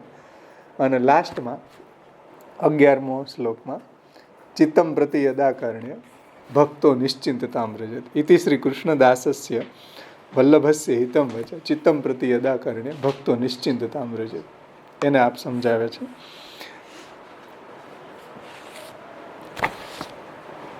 અંતઃકરણને ઉદ્દેશીને શ્રી મહાપ્રભુજી કહે છે કે શ્રી કૃષ્ણના દાસ, શ્રી કૃષ્ણના ભક્ત અને ભગવાનને પ્રિય એવા શ્રી વલ્લભ શ્રી મહાપ્રભુજીનું આ હિતકારી જે વચન છે, જે આટલું સાંભળી અને ભક્તો નિશ્ચિંત થઈ જાવ, એટલે નિશ્ચિંતાને પ્રાપ્ત કરે. આ વચનો અંતઃકરણ પ્રબોધ રૂપિયા વચન સાંભળી અને જે બધાના હિતરૂપ છે. અને ઇતિ ચિત્તમ પ્રતિ અદાકરણીય ભક્તો નિશ્ચિંતતા રહે, મોહ ન પામો, નિશ્ચિંત થઈ જાવ. હરિ આપણી સાથે છે એટલે કીધું અશક્ય હરિ રેવાસથી મોહમ માગા કથન છે. વ્રજરાયજી એને સમજાવે છે કે આ પ્રકારે આ પ્રબોધનું નિરૂપણ કર્યા બાદ, એટલે અંતઃકરણ પ્રબોધ ગ્રંથનું નિરૂપણ કર્યા બાદ અને ઉપર કહેલ પિશાચી શંકા નિરસ્ત થયા બાદ, હવે આ જેટલો સેન્ટેન્સ છે ને એ બ્રેકેટમાં લખ્યો છે આમાં ટેક્સમાં, એવમ પ્રબોધ નિરૂપ્ય ઉપસંહરંતી ઇતિ. એટલે આવી જે ઉપર જે ચિંતા કરતા હતા ને એ ચિંતાને કેવી કીધી? પિશાચી. પિશાચી એની પ્રેત, ભૂતડી. પિશાચી, ભૂત પ્રેત પિશાચ. પિશાચી એ ઓલી બધી મોહ છે આપણો, ચિંતા છે, એને છોડી દે એમ. એટલે આવી પિશાચી શંકા નિરસ્ત થયા બાદ હવે આચાર્ય ચરણ એટલે આગળ કીધું ને કે ભાઈ મોહ ન પામ, અશક્ય પરિસ્થિતિમાં તો હરિ જ આપણું રક્ષણ કરે છે, સર્વ કાંઈ સિદ્ધ કરે છે. એટલે ચિત્તમ પ્રતિ યદાકરણે ભક્તો નિશ્ચિંતતામ વ્રજે. એટલે આને પિશાચીણી કીધી છે. માં કીધું ચિંતા સંતાન હંતાર, ચિંતાના શૃંખલાઓ, એના બધા સંતાનો હવે લાઈન લાગે, એક ચિંતા થાય તો પાછી બીજી થાય, પાછી બીજી 10 ઉત્પન્ન કરે. તો એ બધા ચિંતાની શૃંખલાઓને ખતમ કરવાવાળી મહાપ્રભુજીના ચરણ કમળની રેણુ છે મંગલાચરણમાં. એમાં અહીંયા પણ આ જ વાત જુઓ પાછી થઈ ગઈ, ચિત્તમ પ્રતિ યદાકરણે ભક્તો નિશ્ચિંતતામ. નિશ્ચિંતતામ કેમ વારંવાર મહાપ્રભુજી કહે છે? એ એટલે કે પ્રભુ જેવા આપણા સ્વામી છે, દુઃખ હરવા વાળા, જેની આપણે સેવા કરી રહ્યા છે, તો આપણે ચિંતા શેની કરવાની હોય? અને ચિંતાને આપણી ટોપ મોસ્ટની કક્ષાને ખતમ કરવા વાળી છે. નિરોધ સુધી આપણી ફલાત્મિકા કક્ષા પહોંચી હશે કે માનસી સુધી પહોંચી ગઈ, પણ જો ચિંતા છે એ ત્યાંથી એને કરપ્ટ કરે એવો વાયરસ છે આ ચિંતારૂપી. ખતમ કરી દે બધું. એટલે કહી રહ્યા છે કે ભાઈ ચિંતા છોડી દો કોઈ પણ જાતની. પણ જીવ પાછો એને માથે લઈને જ બેઠો હોય, ધંધો તો છે નહીં કઈ જીવને, તો ઓની ચિંતા જ કરતો રહે. એ બધી છોડવાની, ભગવાનનું ભજન કર શાંતિથી, બધી ચિંતાઓ છોડીને. એટલે કહે છે, એટલે અહીં પિશાચીણી કીધું. પિશાચ ચિંતા એવી છે, પિશાચ જેવી.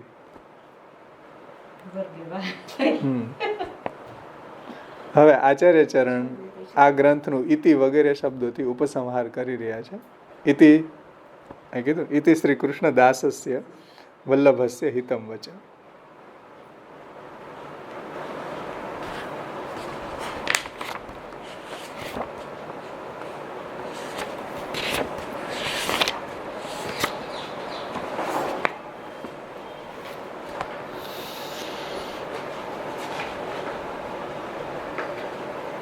થોડું પુરુષોત્તમજીએ આ વાતમાં, એટલે અશક્ય હરિ રેવાસ્તી એ જે સેન્ટેન્સ છે ને એને પુરુષોત્તમજીએ બહુ સુંદર સમજાવ્યું. 87મું પેજ નીચેનો પેરા. આ અશક્ય હરિ રેવાસ્તી મોહમ માગા કથન છે ને એટલી વાત શ્રી પુરુષોત્તમ જેમ આજ્ઞા કરે છે એ 87મા પેજ ઉપર નીચેનો પેરા. હવે માનો આ પ્રમાણે તત્પર થઈને ભગવત સેવામાં જોડાઈ જઈએ અને તો પણ જો પ્રતિબંધ આવી જાય તો એનો ઉપાય આચાર્ય ચરણ બતાવે છે કે અશક્ય હરિ રેવાસ્તી મોહમ માગા કથંચન. ઇત્યાદિ શબ્દોથી બતાવી રહ્યા છે. આપશ્રી આજ્ઞા કરે છે કે જો ઉપર કહેલી પદ્ધતિ અનુસાર ભગવત સેવા કરવી અશક્ય લાગતી હોય તો જાણી લો કે સ્મરણ કરવાવાળાના બધા પાપોને દૂર કરી દેવાવાળા ભગવાન હરિ છે. એટલે પ્રભુના આપણને બધી પરિસ્થિતિ ભગવત સેવા કરવી અશક્ય લાગતી હોય, આગળ કીધું ને કે ભાઈ પ્રોઢાપી દુહિતા યદવત સ્નેહાન ન પ્રેસ્યતે વરે તથા દેહ ન કર્તવ્ય વરસ્તુષ્યતિ નાન્ય થાય, કે ભાઈ આપણે સ્વામીની જો સેવા ન કરીએ તો સ્વામી પ્રસન્ન ન થાય, પણ આપણી કોઈ એવી કન્ડિશન છે કે જેને કારણે આપણે ભગવત સેવા નથી કરી શકતા, અશક્ય પરિસ્થિતિ છે, ભગવત સેવા કરવા લાયક આપણી કન્ડિશન નથી, એવી આપણી કોઈ વ્યાવૃત જીવન છે કે કોઈ આપણી એવી કોઈ પ્રોબ્લેમ છે શારીરિક, ચલો તો અશક્ય પરિસ્થિતિ થઈને જેને આપણે દૂર નથી કરી શકતા, તો શું કરવું? તો કે અશક્ય હરિરેવાસ્તી મોહમ માગા કથંચન. એટલે કહે છે કે ભગવત સેવા કરવી અશક્ય લાગતી હોય તો સ્મરણ કરવાવાળાના બધા પાપોને દૂર કરી દેવાવાળા ભગવાન હરિ જ છે. અને ભગવદ્ ગીતામાં ભગવાન આજ્ઞા કરે છે 18મો અધ્યાય 66મો શ્લોક, સર્વધર્માન પરિત્યજ્ય મામેકમ શરણમ વ્રજ અહમ ત્વા સર્વ પાપેભ્યો મોક્ષિષ્યામિ મા શુચ. સમસ્ત ધર્મોને છોડીને માત્ર મારી શરણમાં આવ. આ વાક્ય અનુસાર એમને શરણાગત થયેલા જીવોના તેઓ સમસ્ત પાપ નષ્ટ કરી દે છે. આ એમણે કહ્યું જ છે, એથી તેઓ આપણા રક્ષક છે, આ વાતનો વિચાર કરો. એટલે અશક્ય પરિસ્થિતિમાં માનો કે ભગવત સેવા કોઈ કારણોસર ન નભી શકી તો હવે આપણને એમ થાય કે હવે તો મારે શું કરવું, ઉદ્ધાર થશે કે ભગવત પ્રાપ્તિ થશે કે નહીં, તો સ્મરણ તો કરી શકીએ ને. નિવેદનંતુ સ્મર્તવ્યમ સર્વથા તાદૃશય છે ને, ભગવદીઓ સાથે મળીને ભગવાનના ગુણોનું સંકીર્તન કરીએ, જ્યાં ભગવદીઓ સેવા કરતા હોય એની પરિચર્યા કરીએ, આવું તો કરી શકીએ ને. એ ન થાય તો શ્રવણ તો કરી શકીએ ને, કમસે કમ સત્સંગ થાય ત્યારે આપણે ભગવદ્ ગુણોનું શ્રવણ કરી શકીએ, સ્મરણ કરી શકીએ, કીર્તન કરી શકીએ. પણ અશક્ય પરિસ્થિતિમાં હરિની શરણ ભાવના કરવી જોઈએ અને પ્રભુ છે એના રક્ષક બને છે, એવું ભગવાને જ પોતે ભગવદ્ ગીતામાં કહ્યું છે. એટલે પ્રભુ જ રક્ષક છે, આ વાતનો વિચાર કરવો જોઈએ. કથંચન શબ્દથી આચાર્ય ચરણોનું તાત્પર્ય છે કે કોઈ પણ વ્યક્તિના કહ્યા અનુસાર અથવા તો ન કહેવા પર અથવા તો એની દેખાદેખી અથવા તો ભવિષ્યમાં થવાવાળો કોઈ પણ પ્રકારના મોહમાં નહીં ફસો. બોલો, કોઈ પણ વ્યક્તિના કહ્યા અનુસાર કે કોઈ ન કહેવા પર કે કોઈ દેખાદેખી ભવિષ્યમાં થવાવાળો કોઈ પણ પ્રકારનો મોહ આપણને ન થવો જોઈએ. કારણ કે હરિ આપણી પાસે છે, હરિને આપણે શરણાગત છીએ, એટલે કોઈ જાતનો મોહ આપણે ન થવો જોઈએ. હવે મારું શું થશે એવી મૂર્ખતાપૂર્ણ ઉદ્વેગ નહીં કરો કે હવે મારું શું થશે. હવે જે કંઈ બી છે પ્રભુ આપણું કરશે એમ વિચારો ને. હરિ છે, હું એનો શરણાગત છું, પ્રભુ દુઃખના હરવાવાળા છે, તો અત્યારે ભલે હું એનો શરણાગત છું, કાલે પ્રભુ મારી ઉપર એવી કૃપા કરશે તો પાછો હું સેવાપરાયણ થઈ જઈશ, સેવાને અનુકૂળ વાતાવરણ પ્રભુ મને અનુકૂળ કરી દેશે તો હું ભગવત સેવાપરાયણ થઈ જઈશ એમ. તો એવો વિચાર કરવો જોઈએ. એટલે કહે છે કે કોઈ જાતનો મોહ ન પામવો જોઈએ, એટલે એવો મૂર્ખતાપૂર્ણ ઉદ્વેગ નહીં કરો. આ પ્રમાણે ભગવાનની શરણાગતિની ભાવના કરવી જ સમસ્ત ઉદ્વેગનું નિવારણ થઈને ભગવત કૃપા અભિવ્યક્ત થાય છે. આ અર્થ છે અશક્ય હરિરેવાસ્તી મોહમ માગા કથંચન.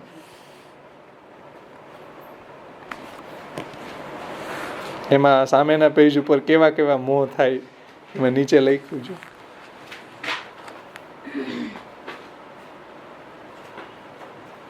કે મોહ પામ એટલે ગુરુની આજ્ઞા નથી તો સેવા કેમ કરવી, સમર્પિત કેમ જીવવું, અપરસ નથી.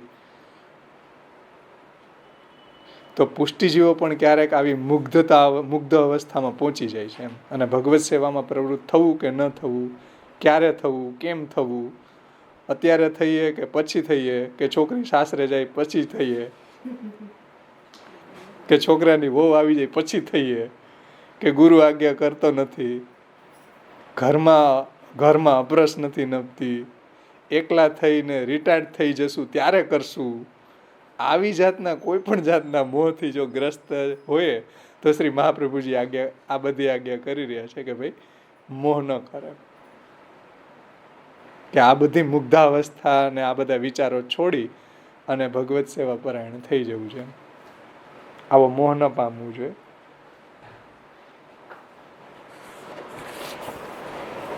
આધુનિક મોહ છે. અત્યારના મોહ આવા બધાય છે કે અમને ક્યાં આજ્ઞા છે.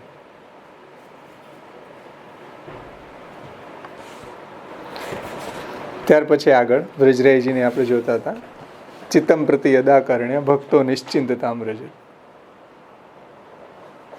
થોડું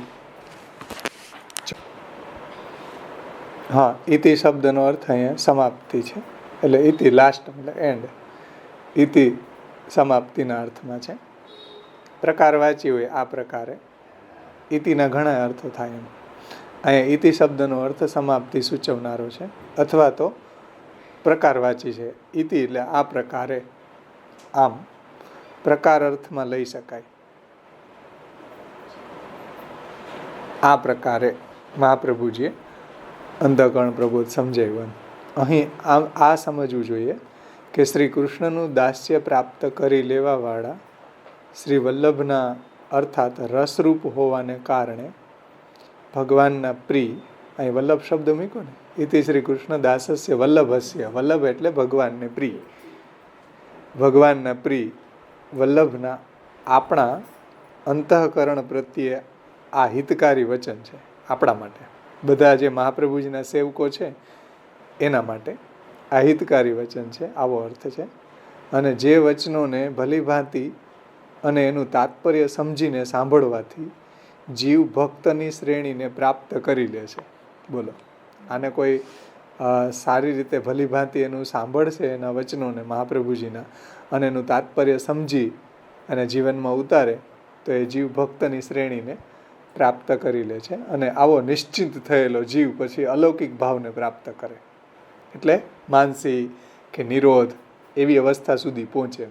અલૌકિક ભાવને પ્રાપ્ત કરે મતલબ કે માનસી યોગ્ય, કે એને ભગવાનમાં એવો નિરોધ સિદ્ધ થઈ જાય છે, ભગવાનમાં એવું વ્યસન એને સિદ્ધ થઈ જાય છે. જો આ રીતે રહે મહાપ્રભુજીની વલ્લભની આજ્ઞા પ્રમાણે, તો પછી છેલ્લે મધુરેણ સમાપનમાં શ્રી વ્રજરાયજી એક શ્લોકમાં કહે છે કે ચિત્ત પ્રબોધ વાક્યાની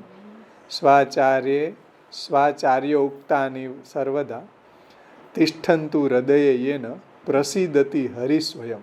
બહુ મીઠી વાત કરીશ કે આપણા આચાર્ય ચરણો દ્વારા કહેલો આ ચિત્ત પ્રબોધ એટલે અંતઃકરણ પ્રબોધ વાક્ય સર્વદા મારા હૃદયમાં રહે.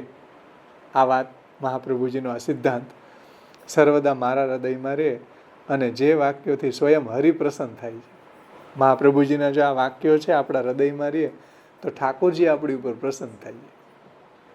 કેટલી સુંદર વાત કીધી. મહાપ્રભુજીના વચનોને હૃદયમાં રાખવાથી ઠાકોરજી પ્રસન્ન થઈ જાય. એટલે તિષ્ઠંતુ હૃદયે યેન પ્રસિદ્ધતિ હરિ સ્વયં.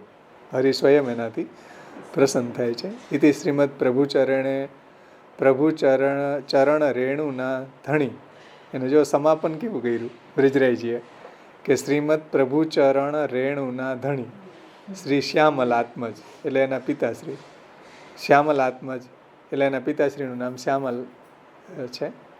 શ્યામલ આત્મા શ્રી વ્રજરાયજી વ્રજરાજ દ્વારા પ્રકટિત અંતઃકરણ પ્રબોધનું વિવરણ એ સંપૂર્ણ થયું.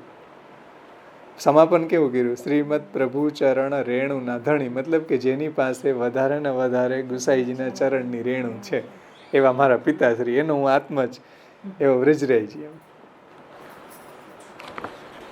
શ્રી ગોકુલનાથજી સમાપનમાં પેજ નંબર 28 ઉપર ઇતિ શ્રી કૃષ્ણદાસસ્ય વલ્લભસ્ય હિતમ વચ ચિત્તમ પ્રતિ યદાકરણે ભક્તો નિશ્ચિંતતામ વ્રજેત. 28મું પેજ. પોતાના અંતઃકરણને આ પ્રકારે સમજાવી દીધા પછી હવે બધી રીતે વ્યગ્રતા દૂર થઈ ગઈ છે. આ બતાવવા માટે આચાર્ય ચરણ ઇતિ વગેરે શબ્દો કહી રહ્યા છે.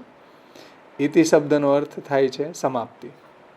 આ શ્લોકમાં શ્રી આચાર્ય ચરણોએ પોતાના માટે શ્રી કૃષ્ણ દાસસ્ય પદનો પ્રયોગ કર્યો. જો મહાપ્રભુજી પુરુષોત્તમ હોવા છતાંય ઇતિ શ્રી કૃષ્ણ દાસસ્ય એમ કહે છે, અને આધુનિક મહારાજ પુરુષોત્તમ નથી, કૃષ્ણના દાસ છે, તો પાછા પોતાને પુરુષોત્તમ માને.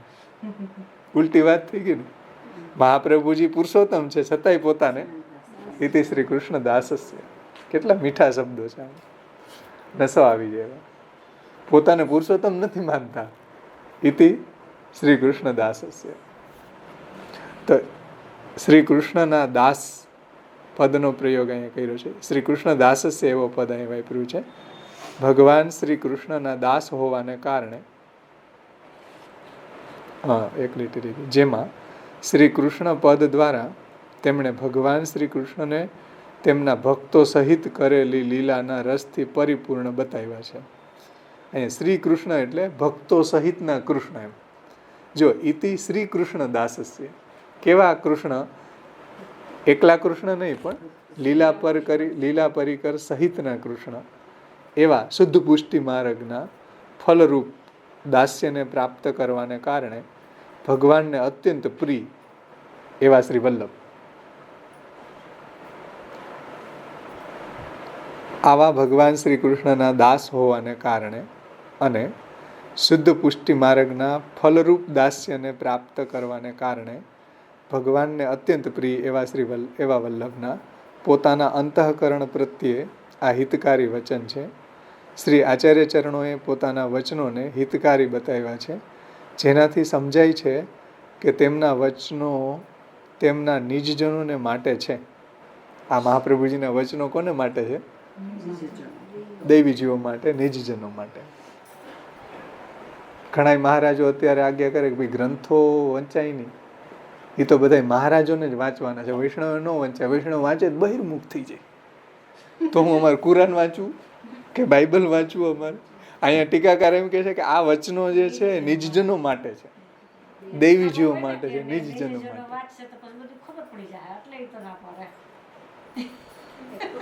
આજના મહારાજો તમે જુઓ, ગ્રંથોને ન અડાય. ગ્રંથો વાંચ્યો તો પ્રમાણ માર્ગી થઈ જાઓ તમે, પ્રમેય માર્ગી નહીં રહ્યો, બહિર્મુખ થઈ જાઓ, એવી આજ્ઞા કરે. બોલો.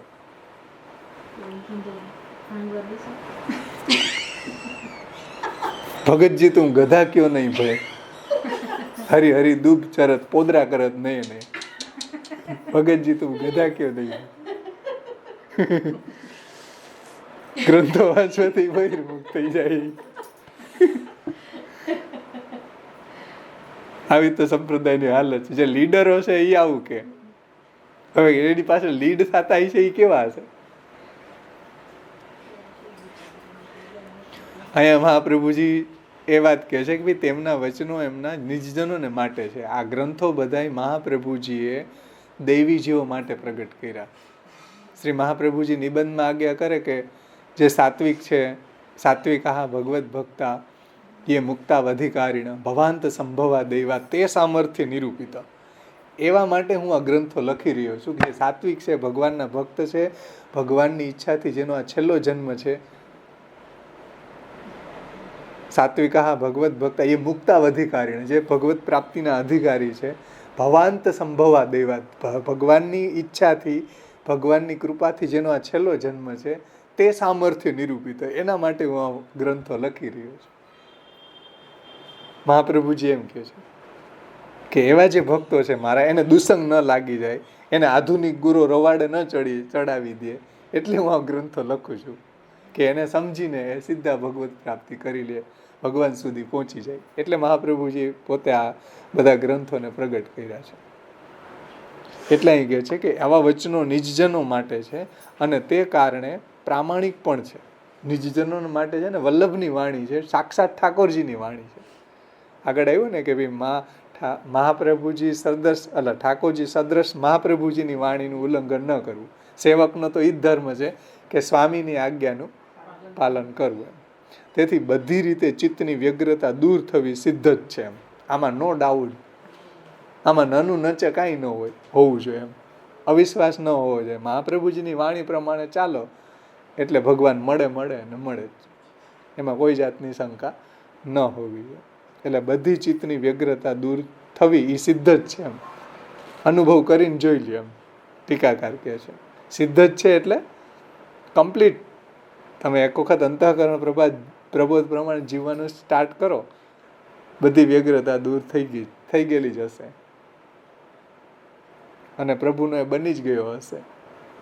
અને કૃતાર્થો છે સુખી ભવ સર્વમ સમર્પિતમ ભક્ત્યા, એ આશીર્વાદ એને મળી જ ગયા હશે. તો આ રીતે અહીંયા ગ્રંથનું સમાપન કર્યું છે.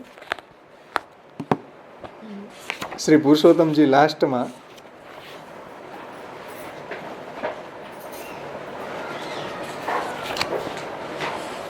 આખા ગ્રંથનો સેન્ટ્રલ આઈડિયા સમજાવે છે. એમાં પુરુષોત્તમજીએ આ પેજ નંબર 88 ઉપર ઇતિ શ્રી કૃષ્ણ દાસસ્ય વલ્લભસ્ય હિતમ વચ ચિત્તમ પ્રતિ યદાકરણ્ય ભક્તો નિશ્ચિંતતામ રજત 88માં પેજ ઉપર અહીંયા પુરુષોત્તમજી એ ખુલાસો કરે છે કે આ ગ્રંથ છે એ મહાપ્રભુજીએ ભક્તો માટે લખ્યો છે. ચિત્તમ પ્રતિનો અર્થ અંતઃકરણને લક્ષ્યમાં રાખીને અથવા તો એને ઉદ્દેશ્યથી શ્રી કૃષ્ણ દાસસ્ય હિત અર્થાત શ્રી કૃષ્ણદાસ શ્રી મહાપ્રભુજીના સુખ આપવાવાળા વચન. ઇતિ શ્રી કૃષ્ણદાસસ્ય વલ્લભસ્ય હિતમ વચ, એટલે શ્રી મહાપ્રભુજીના આવા હિતકારી વચનો છે આપણા માટે. તો આ મહાપ્રભુજીના સુખ આપવાવાળા વચન વલ્લભસ્ય અર્થાત ભગવાન કે ભક્તના પ્રિય એવા વલ્લભસ્ય, વલ્લભ એટલે વહાલા. કોના વહાલા? ઠાકોરજીના અને ભક્તોના પ્રિય એવા મહાપ્રભુજી આચાર્ય ચરણોના વચઃ અર્થાત વચનોના ઉપદેશરૂપી વાક્યોને ઇતિ અર્થાત શરણ માર્ગની અંતર્ગત એટલા જ ઉપદેશરૂપ વાક્યો છે, વધારે નથી. એવા વાક્યને યદાકર્ણ્ય અર્થાત જેને સાંભળીને ભક્ત અર્થાત પૂર્વમાં કહેલા એવા ભક્ત જેનાથી ભગવદ આજ્ઞાનું પાલન ન કરવાનો અપરાધ થઈ ચૂક્યો છે અથવા તો બીજો કોઈ આપણાથી અપરાધ થઈ ગયો છે એવા, અહીંયા મહાપ્રભુજીનો પ્રસંગ છે તો પેલી 2 આજ્ઞાઓ ન પડાણી એ કોન્ટેક્સ છે. તો નિશ્ચિંતતા અર્થાત ઉદ્વેગનું નિવારણ થઈ જવાના કારણે ચિંતા મુક્ત જીવને વ્રજેત અર્થાત પ્રાપ્ત કરી લે છે, મતલબ કે ચિંતા મુક્ત થઈ જાય છે એવું અહીંયા તાત્પર્ય છે. અને આ ચિત્તમ પ્રતિ અદાકરણે મહાપ્રભુજી કહે છે તો એ ભક્તોના અંતઃકરણને ઉદ્દેશીને કહે છે. એમાં લાસ્ટમાં આખા ગ્રંથનો સેન્ટ્રલ આઈડિયા પુરુષોત્તમજી એ રીતે સમજાવ્યો છે કે આટલા વિશેષણો પછી નિમ્નલિખિત વાતો સિદ્ધ થઈ. શું સિદ્ધ થઈ? પહેલું, ભગવાનની ન કોઈ સમાનતા કરી શકે અને ન કોઈ એનાથી અધિક છે. એથી તેઓ કંઈ પણ કરવામાં સ્વતંત્ર છે. ભગવાન સર્વસમર્થ છે, ભગવાનથી કોઈ સમાન નથી, ભગવાનથી કોઈ અધિક નથી. સમાન ન હોય તો અધિક તો ક્યાંથી હોય? અને ભગવાન સર્વતંત્ર સ્વતંત્ર છે. ભગવાન ચાહે એ રૂલ્સ ને રેગ્યુલેશન ને જે કંઈ બી રૂલ્સ છે એને એમાં હસ્તક્ષેપ કરી શકે, ઇન્ટરફિયર કરી શકે. એટલે કીધું ને કૃષ્ણાત પરમ નાસ્તિ દૈવમ વસ્તુ તો દોષ વર્જિતા. અને ઠીક આ વાતનું આ પ્રકારનું વાક્ય ભગવદ્ ગીતામાં પણ ભગવાને જ કહ્યું છે 11મો અધ્યાય 43મો શ્લોક. બીજું, આ પુષ્ટિમાર્ગના પ્રવર્તક વ્રજભક્ત સ્વરૂપતઃ દોષ રહિત છે. ભગવાને ભલે એમ કહ્યું હોય કે હું મારા ભક્તોના વશમાં છું, તો પણ ભક્ત તો ભગવાનને અધીન જ છે. એમ ન માની લેવું કહો હવે ભગવાન હું અહમ ભક્ત પરાધીનો ભગવાને કહી દીધું એટલે હવે આપણે મન ફાવે એમ કરીએ. નહીં, ભક્ત તો ભગવાનને અધીન છે. આ ભગવાનની તો ગ્રેટનેસ છે કે ભગવાન એવું કહી દે કે હું મારા ભક્તને અધીન છું પ્રભુ એવા. પણ એનો મતલબ આપણે એવું માની લઈએ કે ઓહો હવે તો ભગવાન આપણને અધીન છે એટલે હવે આપણે મન ફાવે એમ કરીએ. એવું ન થઈ શકે. પણ ભક્ત તો ભગવાનને અધીન જ છે અને એમનાથી અલગ પણ નથી. એથી આપણે ભલે વ્રજભક્તોના માર્ગના કે પુષ્ટિ માર્ગના અનુયાયી હોઈએ તો પણ વ્રજભક્તોની દેખાદેખી કરીને આપણે પણ ભગવદ આજ્ઞા ભંગ કરી દઈએ અથવા તો એવું કાંઈ કરીએ કે જે ભગવાનને પ્રિય ન હોય તો આ વાત યુક્ત નથી. જેમ વ્રજભક્તોએ પ્રભુની આજ્ઞાનું ઉલ્લંઘન કર્યું તો એને ફલ મળ્યું રાસાદી લીલામાં, એમ આપણે જો ભગવાનની આજ્ઞા ઉલ્લંઘન કરીએ તો આપણને નરકમાં વાસ થાય, ફલ ન મળે. એટલે એનું અનુકરણ ન થાય એમ, કારણ કે ત્યાં કોઈક અલગ પરિસ્થિતિ હતી. એટલે શ્રી મહાપ્રભુજી ભાગવતાર્થ નિબંધમાં આજ્ઞા કરે છે કે ભાઈ લીલામ કરોતી શાસ્ત્રાર્થંચ સ્થાપયંતી. ભગવાન કોઈક લીલા કરે એના દ્વારા કોઈક શાસ્ત્રાર્થ સ્થાપિત કરવા માગે છે, એને આપણે સમજવું જોઈએ. લીલાનું ડાયરેક્ટ અનુકરણ કોઈ દિવસ ન થાય, ન 84-252 થાય કે ન વ્રજ ભક્તોનું થાય. એના દ્વારા જે શાસ્ત્રાર્થ સ્થાપિત થયો છે એને આપણે સમજીને આપણા જીવનમાં ઉતારવો જોઈએ. સમજાણું ને વાત? લીલાનું અનુકરણ ન થાય એમ. જેમ ઠાકોરજીને ગોપીજનો કહેતા ભાઈ ગોપી ભીસ્તો ભીતો નૃત્ય. ઠાકોરજીને લાલચ બતાવતા કે થોડુંક નાચીને બતાવો તો તમને અમે આ વસ્તુ આપીએ, કે માખણ આપીએ, કે છાશ આપીએ. તો એનો મતલબ શું થાય કે આપણે નચાવવા નહીં. એનો મતલબ શાસ્ત્રાર્થી સ્થાપિત થયો કે ભગવાન ભક્તોને વશ છે. લીલાનું અનુકરણ ન થાય, પણ એના દ્વારા જે મહાપ્રભુજી આપણને શાસ્ત્રાર્થ બતાવ્યો કે આ લીલા દ્વારા આ શાસ્ત્રાર્થ સ્થાપિત થયો. જેમ અમારે હમણાં તૃતીય સ્કંદ ચાલે તો તૃતીય સ્કંદની અંદર જય વિજય છે એ ભગવાનના પાર્ષદ છે. એને શ્રાપ થયો અને એ અહીંયા ભૂતલ ઉપર આવ્યા. તો હવે સિદ્ધાંત એ છે કે વૈકુંઠમાંથી કોઈને અહીંયા ભૂતલ ઉપર આવે નહીં. શાસ્ત્રનો રૂલ્સ આ છે કે જે અક્ષર બ્રહ્મની મુક્તિ મળી ગઈ, આત્યંતિક મુક્તિ હમણાં આવ્યો ને શબ્દ, તો એ પાછો નથી આવતો. આ તો વૈકુંઠના દ્વારપાળ કેમ પાછા આવ્યા? ભગવાન ખુદ ગીતાજીમાં કહે કે આ બ્રહ્માંડ ભુવનાન લોકા પુનરાવર્તિનો અર્જુન. બ્રહ્મલોક સુધી આની પુનરાવૃત્તિ થાય, વૈકુંઠમાં કે અક્ષર બ્રહ્મ સુધી પહોંચી ગયો એની પુનરાવૃત્તિ ન થાય. તો જય વિજય કેમ આવ્યા? ભાઈ ભગવાન સમર્થ છે ઇન્ટરફિયર કરવા. જે રૂલ્સ છે એને ભગવાન હસ્તક્ષેપ કરી શકે. જે બી રૂલ્સ છે, રેગ્યુલેશન છે, જે બી શાસ્ત્રના, એ બધાને એક બાજુ મૂકીને ભગવાનને એને મુક્તિ આપવી હોય કે ભગવાન એને પાછા મોકલવા હોય તો મોકલી શકે. સમજાણું ને? શાસ્ત્ર એમ કહે કે ભક્તિ વગર ઉદ્ધાર જ ન થાય. કંસનો કેમ થઈ ગયો, શિશુપાલનો કેમ થઈ ગયો, પૂતનાનો કેમ થઈ ગયો? થઈ જાય. ભગવાન એમાં ભગવાનની રૂલ્સ થોડો લાગુ પડે. શાસ્ત્ર આપણા માટે છે, ભગવાન માટે નથી. ભગવાન એને નેવે મૂકી દે, એને ભગવાન નેવે મૂકીને મુક્તિ આપવી તો આપી શકે. ભગવાનને આપણે એવું થોડું કહી શકીએ કે અમે ભક્તિ કરીને અમારી માનસી સિદ્ધ નથી કરતા, કંસને મુક્તિ કરી દીધી કે શિશુપાલને મુક્તિ આપી દીધી. એવું ઓબ્જેક્શન ભગવાનની સામે આપણે ઉઠાવી શકીએ નહીં. કારણ કે આપણે કૃષ્ણના દાસ છીએ. તો મહાપ્રભુજી જે ડિસિપ્લિન બતાવી એ ડિસિપ્લિનમાં રહીને આપણે ભક્તિ કરી શકીએ. એનાથી વધારે ડાપણ ન કરાય. કરવા જાય તો પછી ઠાકોરજીને ન ગમે. આપણી જે કંઈ માંજના છે દાસ તરીકેના, એમાં રહીને ભક્તિ કરવી જોઈએ. સર્વદા સર્વભાવ એને ભજનીય વ્રજાતિ. પ્રભુ સર્વતંત્ર સ્વતંત્ર છે.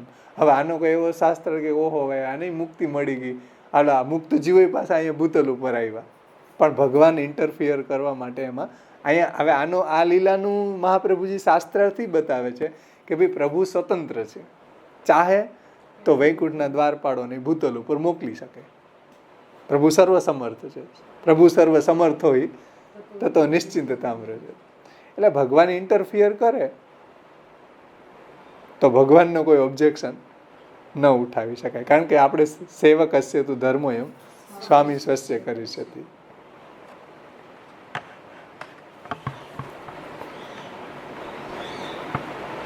એટલે કહે છે કે દેખાદેખી કરી ન કરવી જોઈએ. ત્રીજું, ધારો કે આપણે દોષયુક્ત પણ કેમ ન હોઈએ, પરંતુ ભગવાનને સર્વસમર્પણ કરી દેવાથી ઉત્કૃષ્ટ બની જઈએ છીએ. ભગવાનની એવી અસીમ કૃપા હોવા છતાં પણ આપણે પોતાનો ઉત્કર્ષ નહીં માનવો જોઈએ, પરંતુ ભગવાનનું જ ઉત્કર્ષ માનવો જોઈએ.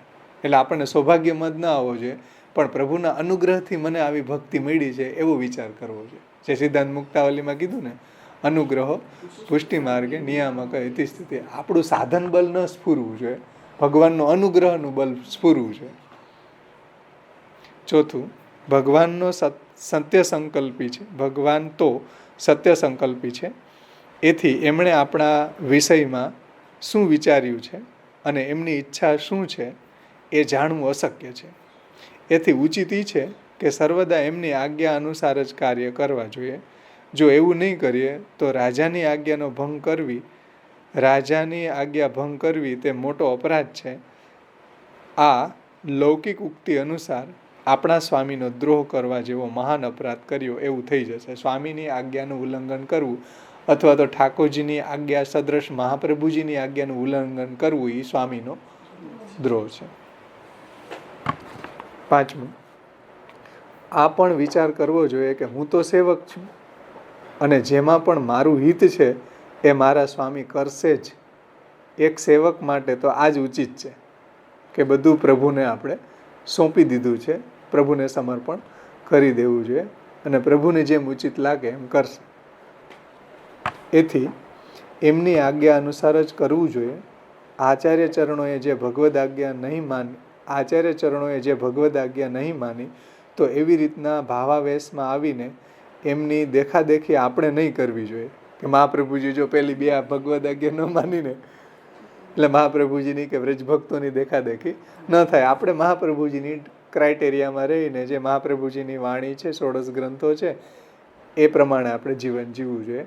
આચાર્ય ચરણોએ પણ ભાવાવેશમાં આવીને જે કર્યું એનો એમણે પશ્ચાતાપ જ કર્યો, કેમ કે પશ્ચાતાપ પણ એમને સેવક હોવાના નાતે થયો છે કે ભાઈ હું કૃષ્ણનો દાસ છું, તો મેં જે પેલી આજ્ઞા ન માની, તો સ્વાભાવિક છે કે એવો પશ્ચાતાપ થવો જોઈએ. છેલ્લે 6, એમ પણ જાણો કે ભગવાન કોઈ લૌકિક સ્વામીની જેમ નથી કે જો સેવક અપરાધ કરે અને ક્રોધિત થઈ અને તેઓને અને એનો ત્યાગ કરી દે. કેમ કે અંગીકાર કરવો ભગવત ધર્મ છે અને એ ભગવાનનો ધર્મ નિત્ય છે. અને આપણે અંગીકાર થવાથી આપણું બધું કાંઈ ભગવાનને સમર્પણ કરવાથી તેમજ ભગવાન દ્વારા કહેવાયેલા ધર્મોનું આચરણ કરવાથી ભક્તિની આરંભ દશામાં પણ ફલરૂપથી અથવા તો સાધન રૂપથી જીવનું અહિત નહીં જ કરે. આ વાત સ્વયં ભગવાને ઉદ્ધવજીને કહી છે, એટલે આપણી કૃતાર્થતા તો થવાની જ છે. આ પ્રકારની ભાવના કરવી જોઈએ, એમાં સંદેહ નહીં કરવો જોઈએ. કેમ કે અજ્ઞશ્ચ અશ્રદ્ધાનશ્ચ સંશયાત્મ વિનશ્યતિ. અજ્ઞ યાની મૂર્ખ, અશ્રદ્ધાવાન તેમજ સંશયવાળાઓનો વિનાશ થઈ જાય છે, એવું ભગવાન ગીતાજીમાં 4 અધ્યાયના 40મા શ્લોકમાં કહે છે. આવા વાક્યમાં ભગવાને સંદેહ કરવાનું દોષરૂપ જણાવ્યું. એટલે ક્યારેય પણ મહાપ્રભુજીની વાણીમાં, ભગવાનના સ્વભાવમાં, ભગવાનમાં કે ભગવદમાં, ભક્તિ માર્ગી ફલમાં કોઈ બી બાબતનો સંદેહ ક્યારેય ન કરવો જોઈએ, એવું અહીંયા કહી રહ્યા છે. કરે તો એનો નાશ થાય. એટલે ક્યારેય કોઈ જાતનો સંદેહ ન કરવો જોઈએ. મહાપ્રભુજી જે આપણને આજ્ઞા કરી એ કેડીએ જ ચાલવું જોઈએ. લાસ્ટમાં 7મું, આચાર્ય ચરણો દ્વારા અપાયેલા પ્રોઢા પુત્રીના ઉદાહરણ, એટલે પ્રોઢાપી દુહિતા, એ પુત્રીના ઉદાહરણને ધ્યાનમાં રાખીને આ દેહની પણ આપણા પોતાના સ્વાર્થ માટે રક્ષા નહીં કરવી જોઈએ, પરંતુ કોઈ પણ ઉપાય દ્વારા ભગવત સેવામાં જ એનો ઉપયોગ કરવો જોઈએ. કેમ કે ભગવાને આપણને આ શરીર એમની સેવા માટે જ આપ્યું છે. અને જો એવું નહીં કરીએ તો આપણું જીવન સર્વથા લૌકિક જ બનશે. જો આપણે આપણા શરીરને વિનિયોગ ભગવાનની સેવામાં કરીએ અને ત્યારે પણ જો કોઈ પ્રતિબંધ આવી જાય તો પણ ભગવાનની જ શરણાગતિ કે ભગવાનની શરણ ભાવના કરવી જોઈએ. ભગવત સેવામાં પણ આપણને કોઈ જાતની પ્રોબ્લેમ ઊભી થઈ કે આપણે એવા બીમાર થઈ ગયા કે આપણી ભગવત સેવા માનો કે કોઈ કારણોસર છૂટી ગઈ, તો પણ આપણે ભગવાનની શરણ ભાવના કરવી જોઈએ. એના સિવાય બીજો કોઈ ઉપાય છે જ નહીં. અશક્ય હરિરેવાસ્તિ મોહમ માગા કથંચન. પ્રતિબંધ તો ભગવાનની માયાને કારણે ઉત્પન્ન થાય છે અને માયા ભગવાનને અધીન છે. ભગવાનની માયાને તરવાનો ઉપાય કેવળ એમની શરણાગતિ કરવી જ છે, અન્ય કોઈ ઉપાય નથી. આ સ્વયં ભગવાને જ ગીતાજીની અંદર કહ્યું છે. 7મો અધ્યાય 14મો શ્લોક, દૈવી હૈસા ગુણમય મમ માયા દુરત્ય મામે એ પ્રપદ્યંતે માયા મેતામ તરંતી. તે મારી માયા દુસ્તર છે, છતાંય જો મારે શરણે આવી જાય તો એ મારી માયાને તરી જાય છે. અહીંયા ગ્રંથ અહીંયા સમાપન થાય છે. થોડું એમાં લાસ્ટમાં પુષ્ટિ વિધાનમમાં એને પણ છેલ્લે ક્લાઇમેક્સમાં આ બધા પાસાઓને સેન્ટ્રલ આઈડિયાના રૂપમાં આખા અંતઃકરણ પ્રબોધનો સેન્ટ્રલ આઈડિયા સમજાવ્યો છે. એને જોઈ લે. 326મા પેજ ઉપર ઇતિ શ્રી કૃષ્ણદાસસ્ય વલ્લભસ્ય હિતમ વચ ચિત્તમ પ્રતિ યદા કરણે ભક્તો નિશ્ચિંતતામ રજે. श्री हरि के दास श्री वल्लभाचार्य जी के अंतःकरण के प्रति हितकारी यथार्थ वचन है, जाको अच्छी तरह से सुनी के भक्तजन चिंता रहित हो जावे हैं. टीका, ऐसे श्री कृष्ण के दास को सुख संपादन करवे वारे भगवान तथा भक्तन के प्रिय ऐसे श्री वल्लभाचार्य जी के चित्त के प्रति वचन है, जो सुनी के भक्त निश्चिंत पने को प्राप्त होवे हैं. ये यह ग्रंथ को इतनो सिद्ध भयो है कि आचार्य जी श्री महाप्रभु जी ने जैसे भगवान की आज्ञा को उल्लंघन किया, तैसे वैष्णव को आचार्य जी को दृष्टांत ले कि भगवान की आज्ञा को उल्लंघन नहीं करना. जीव स्वभाव सु ही दुष्ट है, तथापि समर्पण सु उत्तम होत है. જીવ આમ જોઈએ તો ચાંડાલી છે, પણ ભગવાનના સમર્પણને કારણે ઉત્તમ થાય છે. તાસુ ભગવાન કી કૃપા વિશેષ હોય તો હું અપની બડાઈ ન માનની, પણ ભગવાનનો અનુગ્રહનો વિચાર કરવો જોઈએ. ભગવાન સત્ય સંકલ્પ હૈ સો કहाँ કરવે की ઈચ્છા करत है सो जानवे में नहीं आवत है. तासु सर्वदा विनकी आज्ञा ही में रहना चाहिए. जो आज्ञा का उल्लंघन હોય तो स्वामी को द्रोह હોય, स्वामी द्रोह रूपी बड़ो अपराध હોય. और मैं सेवक हूँ तासो मेरे योग्य ही मेरे स्वामी करेंगे, ऐसो विचार करी કે સેવક को स्वामी की आज्ञा ही में रहना चाहिए. આ પુરુષોત્તમજીનો જ આ સેન્ટ્રલ આઈડિયા અહીંયા આપ્યો છે. હમણાં આપણે ગુજરાતીમાં વાંચ પુરુષોત્તમજીનો એ જ વાતના અહીંયા છેલ્લે એડ કરી છે ઋષિલાલજીએ.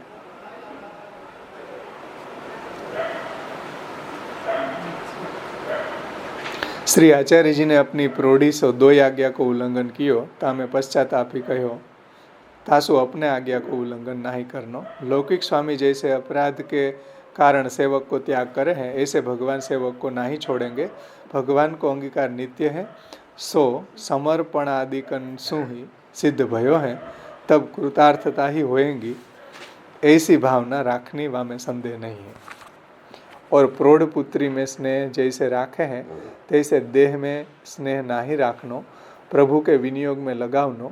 क्यों? जो प्रौढ़ पुत्री वर के पास भेजवे योग्य होय तथापि वाकु स्नेह करी के वाके वर के पास भेजे नहीं तो वर प्रसन्न होई नहीं. तैसे ही देह प्रभुन की सेवा के योग्य है तथापि वाकु श्रम होएगो, ऐसो विचार करी के देह के ऊपर स्नेह राखी के प्रभु की सेवा में राखे नहीं तो प्रभु प्रसन्न होई नहीं. तैसे ही अपनी सेवा के लिए प्रभु ने देह दियो है और प्रभु ने अंगीकार कियो है, तथापि जो सेवा न करे तो दूसरे लोक की बराबरी आप अपन को होय. तो પછી સંસારીઓમાં ને આપણામાં કંઈ ભેદ નથી એમ. आहार निंद्रा भय मैथुनम सामान्य में तत् पशु भी नराणा. और सेवा में देह को विनियोग करवे में प्रतिबंध आयवे को संभव होय तो भगवान ही रक्षक है, ऐसी भावना करनी चाहिए, या बिना दूसरो उपाय नहीं करना चाहिए. આ પુરુષોત્તમજીનું જ અહીંયા છે. અહીંયા આ રીતે અંતઃકરણ પ્રબોધને સમાપન થાય છે ટીકામાં. પરિચયમાં થોડુંક ઇમ્પોર્ટન્ટ જે 5 પોઈન્ટ છે એને સમજવા જરૂરી છે. ષોડશ ગ્રંથ પરિચયમાં લાસ્ટમાં પૂજ્ય શ્યામબાવાશ્રીએ જે બહુ મહત્વપૂર્ણ વાત કરી છે એને લઈ લે. પેજ નંબર 47 ઉપર આમાં આપ્યું છે.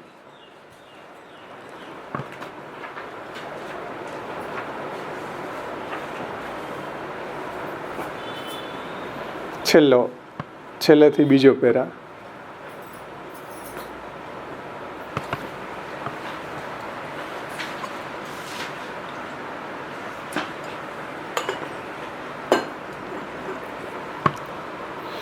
પોતાના અંતઃકરણને જાગૃત કરવા માટે ગ્રંથના રૂપમાં રચના કરી શ્રી મહાપ્રભુજીએ એમ જ સ્પષ્ટ કરી દીધું કે પોતાના અંતઃકરણના ઉપદેશને બહાને શ્રી મહાપ્રભુજી સઘળા પુષ્ટિજીવોના અંતઃકરણને સંબોધિત તથા પ્રબોધિત કરવા ઈચ્છે છે કે અંતઃકરણ મદવાક્યમ સાવધાન થયા શૃણુ. એટલે પોતાનું મિસ કરીને આપણા બધા દેવી જીવોના અંતઃકરણને પ્રબોધન કરવા ઈચ્છે છે તથા પ્રબોધિત કરવા ઈચ્છે છે, જેઓમાં ભગવાનની સેવા સિવાય કોઈ આધ્યાત્મિક કે આધિદૈવિક ફલ, પ્રયોજન કે કર્તવ્ય પ્રત્યે અધિક આકર્ષણ ઉત્પન્ન થઈ શકે છે. તેથી જ હવે સમજો ધ્યાનથી કે જેઓમાં ભગવાનની સેવા સિવાય બીજા કોઈમાં આપણને આકર્ષણ ઉત્પન્ન થઈ, બીજા કોઈ ફલમાં કે બીજા કોઈ પ્રયોજનમાં કે બીજા કોઈ કર્તવ્યમાં આપણને આકર્ષણ ઊભું થઈ શકે છે, આવી સંભાવના છે. એટલે આપણે સેવાને એટલે ફલ ન માનીને કોઈ બીજી વસ્તુને ફલ માનવા લાગી જઈએ તો પછી આપણું પતન થાય. સમજાઈશ ને? કારણ કે ભગવાન એવ હિ ફલમ ભગવદ રૂપ સેવાર્થમ તત્સૃષ્ટિ નાન્યથા ભવેત. એટલે આ રહસ્ય ધ્યાનથી સમજો કે ભગવત સેવા સિવાય કોઈ પણ આધ્યાત્મિક કે આધિદૈવિક ફલ કે પ્રયોજન કે કર્તવ્ય પ્રત્યે અધિક આકર્ષણ ઉત્પન્ન થઈ શકે છે. તેથી તેથી જ તવ કથામૃતમ તપ્ત જીવનમ, એના સુબોધિનીજીમાં આ વેણુ ગીત ગોપી ગીતનો શ્લોક છે. તવ કથામૃતમ તપ્ત જીવનમ કવિભીરીડિતમ કલ્મસાપહમ શ્રવણ મંગલમ શ્રીમદાતતમ ભુવિ ગૃણંતી તે ભૂરિદા જના, કે આપનું જે કથામૃત છે એ આપના વિરહથી તપેલાઓ માટે અમૃત છે. તવ કથા અમૃતમ તપ્ત જીવનમ, એટલે જે તપેલા છે સંસારથી અથવા તો આપના વિરહથી, એના માટે ભગવાનની કથા છે એ અમૃતનું કામ કરે છે. તવ કથામૃતમ તપ્ત જીવનમ, એના સુબોધિનીજીમાં શ્રી આચાર્યજી મહાપ્રભુજીએ વિવેચન કર્યું કે અમૃતની આવશ્યકતા મૃત્યુ આવી પહોંચે ત્યારે છે. ધ્યાનથી સમજો આ રહસ્ય, કે અમૃતની આવશ્યકતા ક્યારે પડે? મૃત્યુ આવી પડે ત્યારે. એમ એટલે તવ કથામૃતમ, તવ કથા અમૃતમ તપ્ત જીવન, કે અમૃતની આવશ્યકતા મૃત્યુ આવી પડે ત્યારે છે. બીજી રીતે સ્વતઃ અમૃત પાનની તીવ્ર ઈચ્છા કોઈને પણ નથી હોતી. મૃત્યુ આવી પડે ત્યારે અમૃતની આવશ્યકતા છે. બાકી મૃત્યુ ન આવ્યું હોય તો અમૃતને શું કરવું?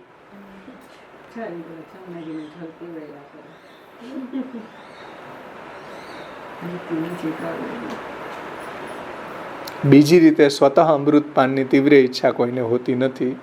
એવી જ રીતના આ ફોર એક્ઝામ્પલ, એવી જ રીતના ભગવાનના સ્વરૂપમાં અને ભગવાનની કથામાં પણ ઘનીભૂત રસ અને તરલીભૂત રસના જેવું અંતર હોય છે. એટલે એવી જ રીતના ભગવાનનું સ્વરૂપ છે એ ઘનીભૂત રસ છે અને ભગવાનની જે કથા છે એ તરલીભૂત રસ છે. ફોર એક્ઝામ્પલ, તમને કોઈ દૂધ આપે કે એના કરતાં કોઈ આઈસ્ક્રીમ આપે, કેન્ડી આપે તો તમને વધારે ટેસ્ટી લાગે. શા માટે?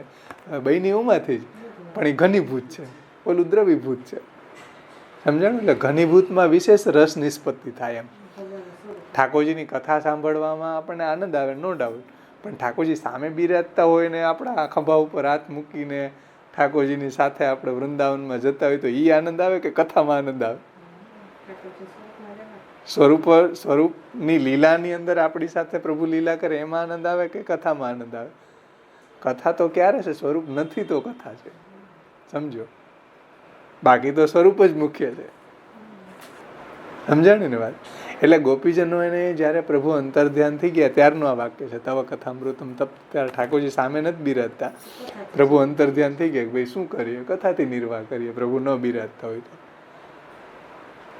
સંન્યાસ નિર્ણયમાં વાક્ય છે ને, ગુણાસ્તુ સંગ રાહિત્યા જીવનાર્થમ ભવંતી. ભગવાનના ગુણો છે, જ્યારે સંગ નથી ભગવાનનો, સંગ રાહિત્યા ત્યારે ગુણો જીવન બને છે. જ્યારે ભગવાનનો સંગ નથી તો નથી. એટલે જો ગોપીજનોએ ભગવાનની કથા ગુણગાન કર્યું છે પણ ભગવાનને શોધ્યા છે. એમ નીચે એનો ખુલાસો આપ પોતે જ કરે છે આમાં, કે એવી જ રીતના ભગવાનના સ્વરૂપમાં અને ભગવાનની કથામાં પણ ઘનીભૂત અને તરલીભૂત રસના જેવું કંઈક અંતર હોય છે. નહીં તો રાસમાં ભગવાન તિરોહિત થઈ જતા તેમને ખોડવા કરતા ગોપીજનોએ પણ ભગવત કથાનું આયોજન કર્યું હોત, પણ ખોયડા કેમ?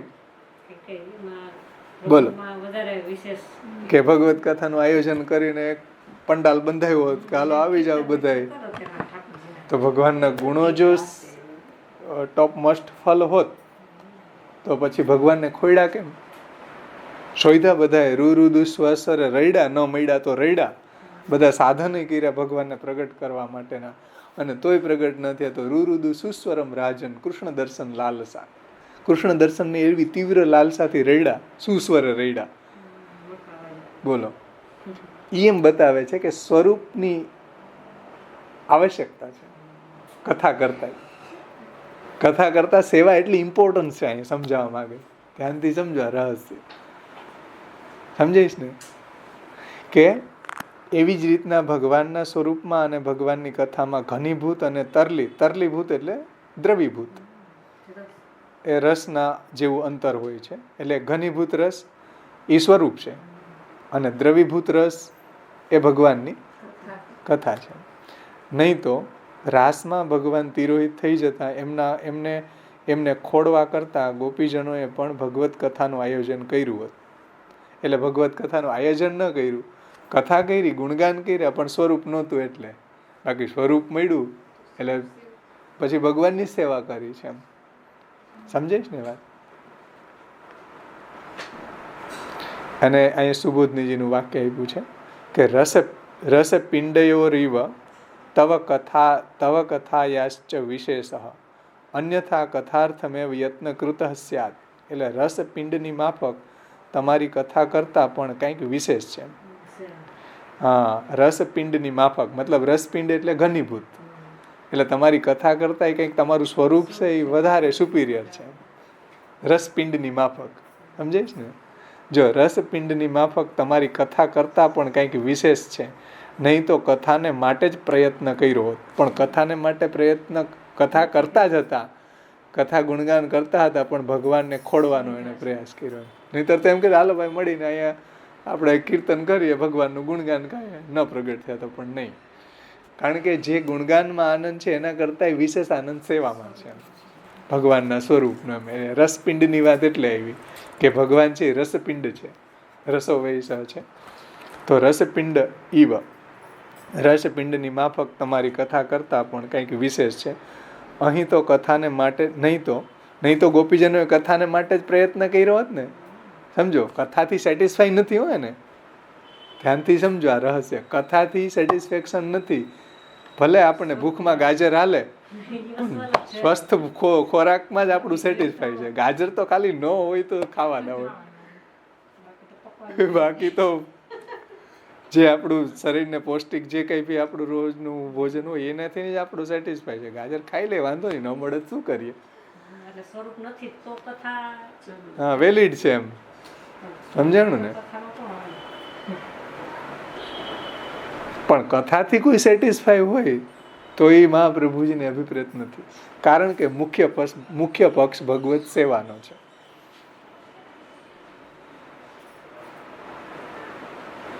એટલે અહીંયા ટીકા બાવાશ્રી સમજાવે છે કે સેવાયામ વા કથાયામ વા યસ્યા શક્તિ દૃઢા ભવે યાવત જીવમ તસ્ય નાસો ન ક્વાપીતિ મતિર્મમ. એમાં જુઓ, સેવાયામ વા કથાયામ વા માં સેવા અને કથા મુખ્ય કલ્પ છે, અને જ્યારે સેવા અથવા કથા ગૌણ કલ્પ છે.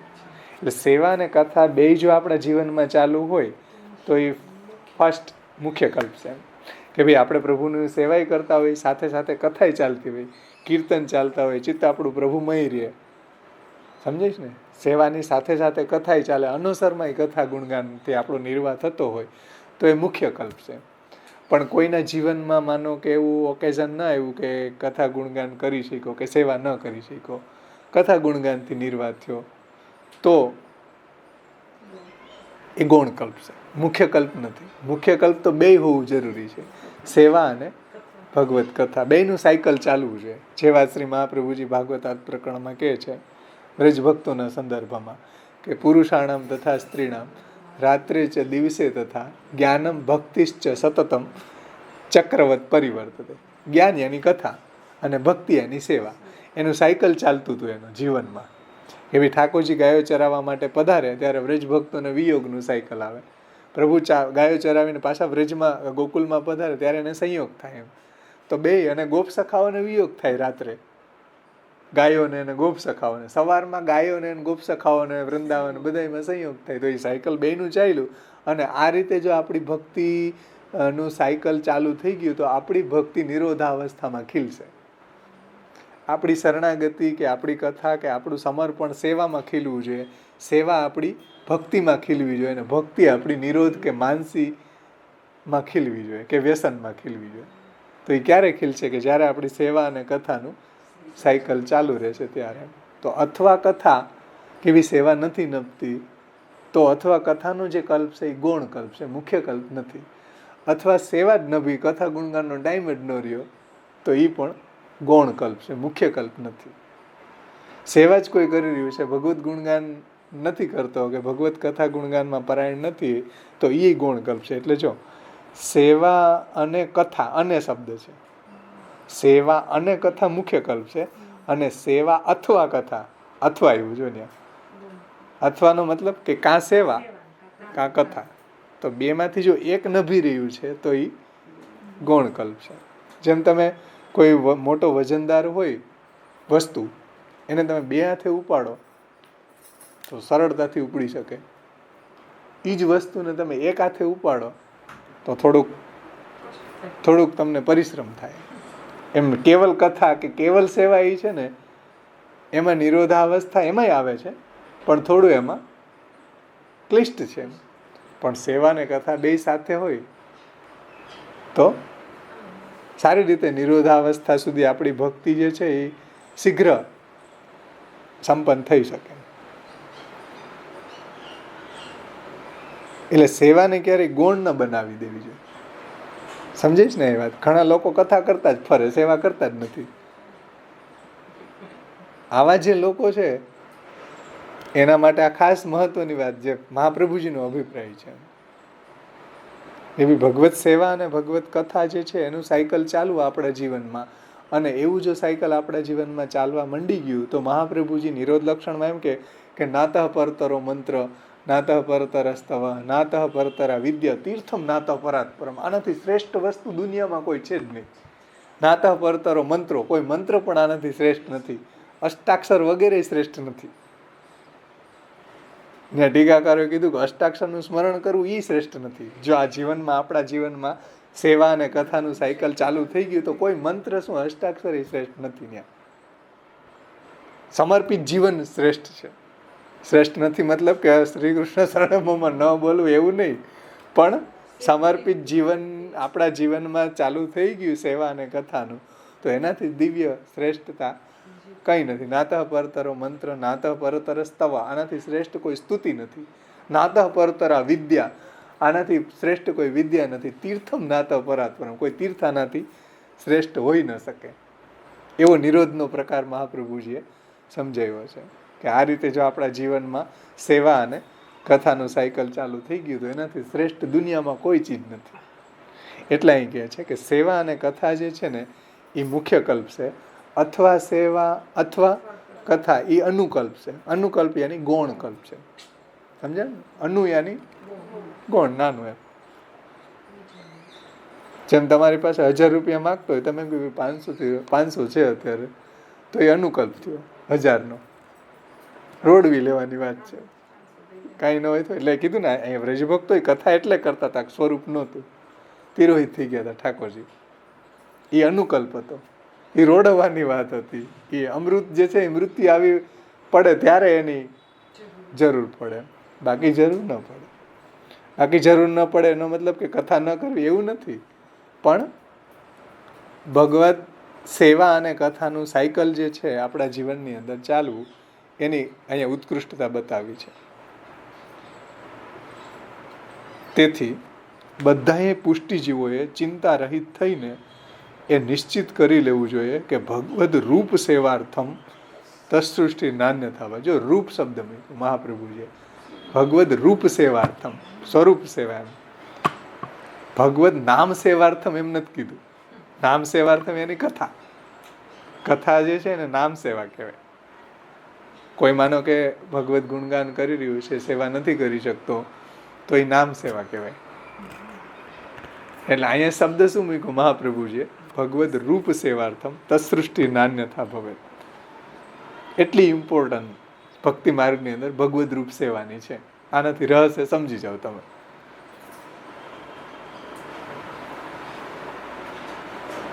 કે ભગવદ રૂપ સેવાર્થમ તત્સૃષ્ટિ નાન્યથા ભવેત. ભગવાનના સ્વરૂપની સેવા માટે પુષ્ટિ સૃષ્ટિ છે, તે સિવાય તેની ઉત્પત્તિ થઈ ન હોય, તે સિવાય તેની ઉત્પત્તિ થઈ ન હોત. એટલે ભગવદ રૂપ સેવા માટે જ એની ઉત્પત્તિ થઈ છે પુષ્ટિજીવોની, એના સિવાય એની ઉત્પત્તિ ન થઈ હોત. પુષ્ટિ પ્રવાહ મર્યાદા ભેદ 12મો શ્લોક. એટલે કે ભાગવત કથા પણ વાસ્તવિક રીતે ભગવત સેવાનું અંગ હોય તો તે ઉત્તમ કલ્પ છે.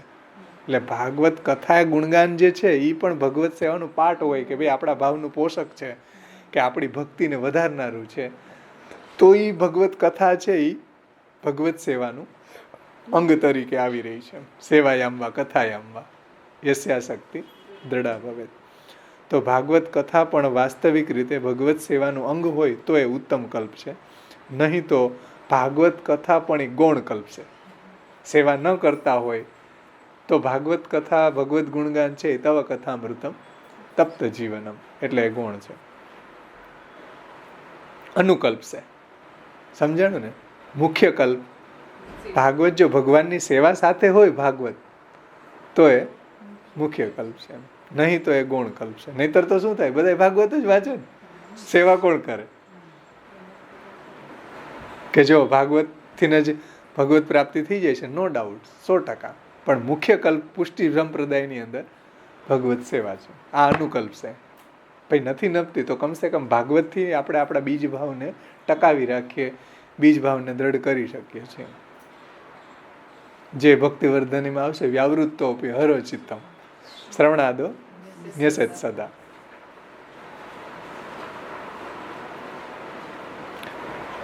એ રીતે શ્રી મહાપ્રભુજી સેવાના અંગભૂત અંતઃકરણ પ્રબોધ ગ્રંથ જે છે ને, એ કઈ રીતે આપણને લાગુ પડી રહ્યો છે કે સેવાના અંગભૂત અંતઃકરણની શુદ્ધિનો પ્રકાર.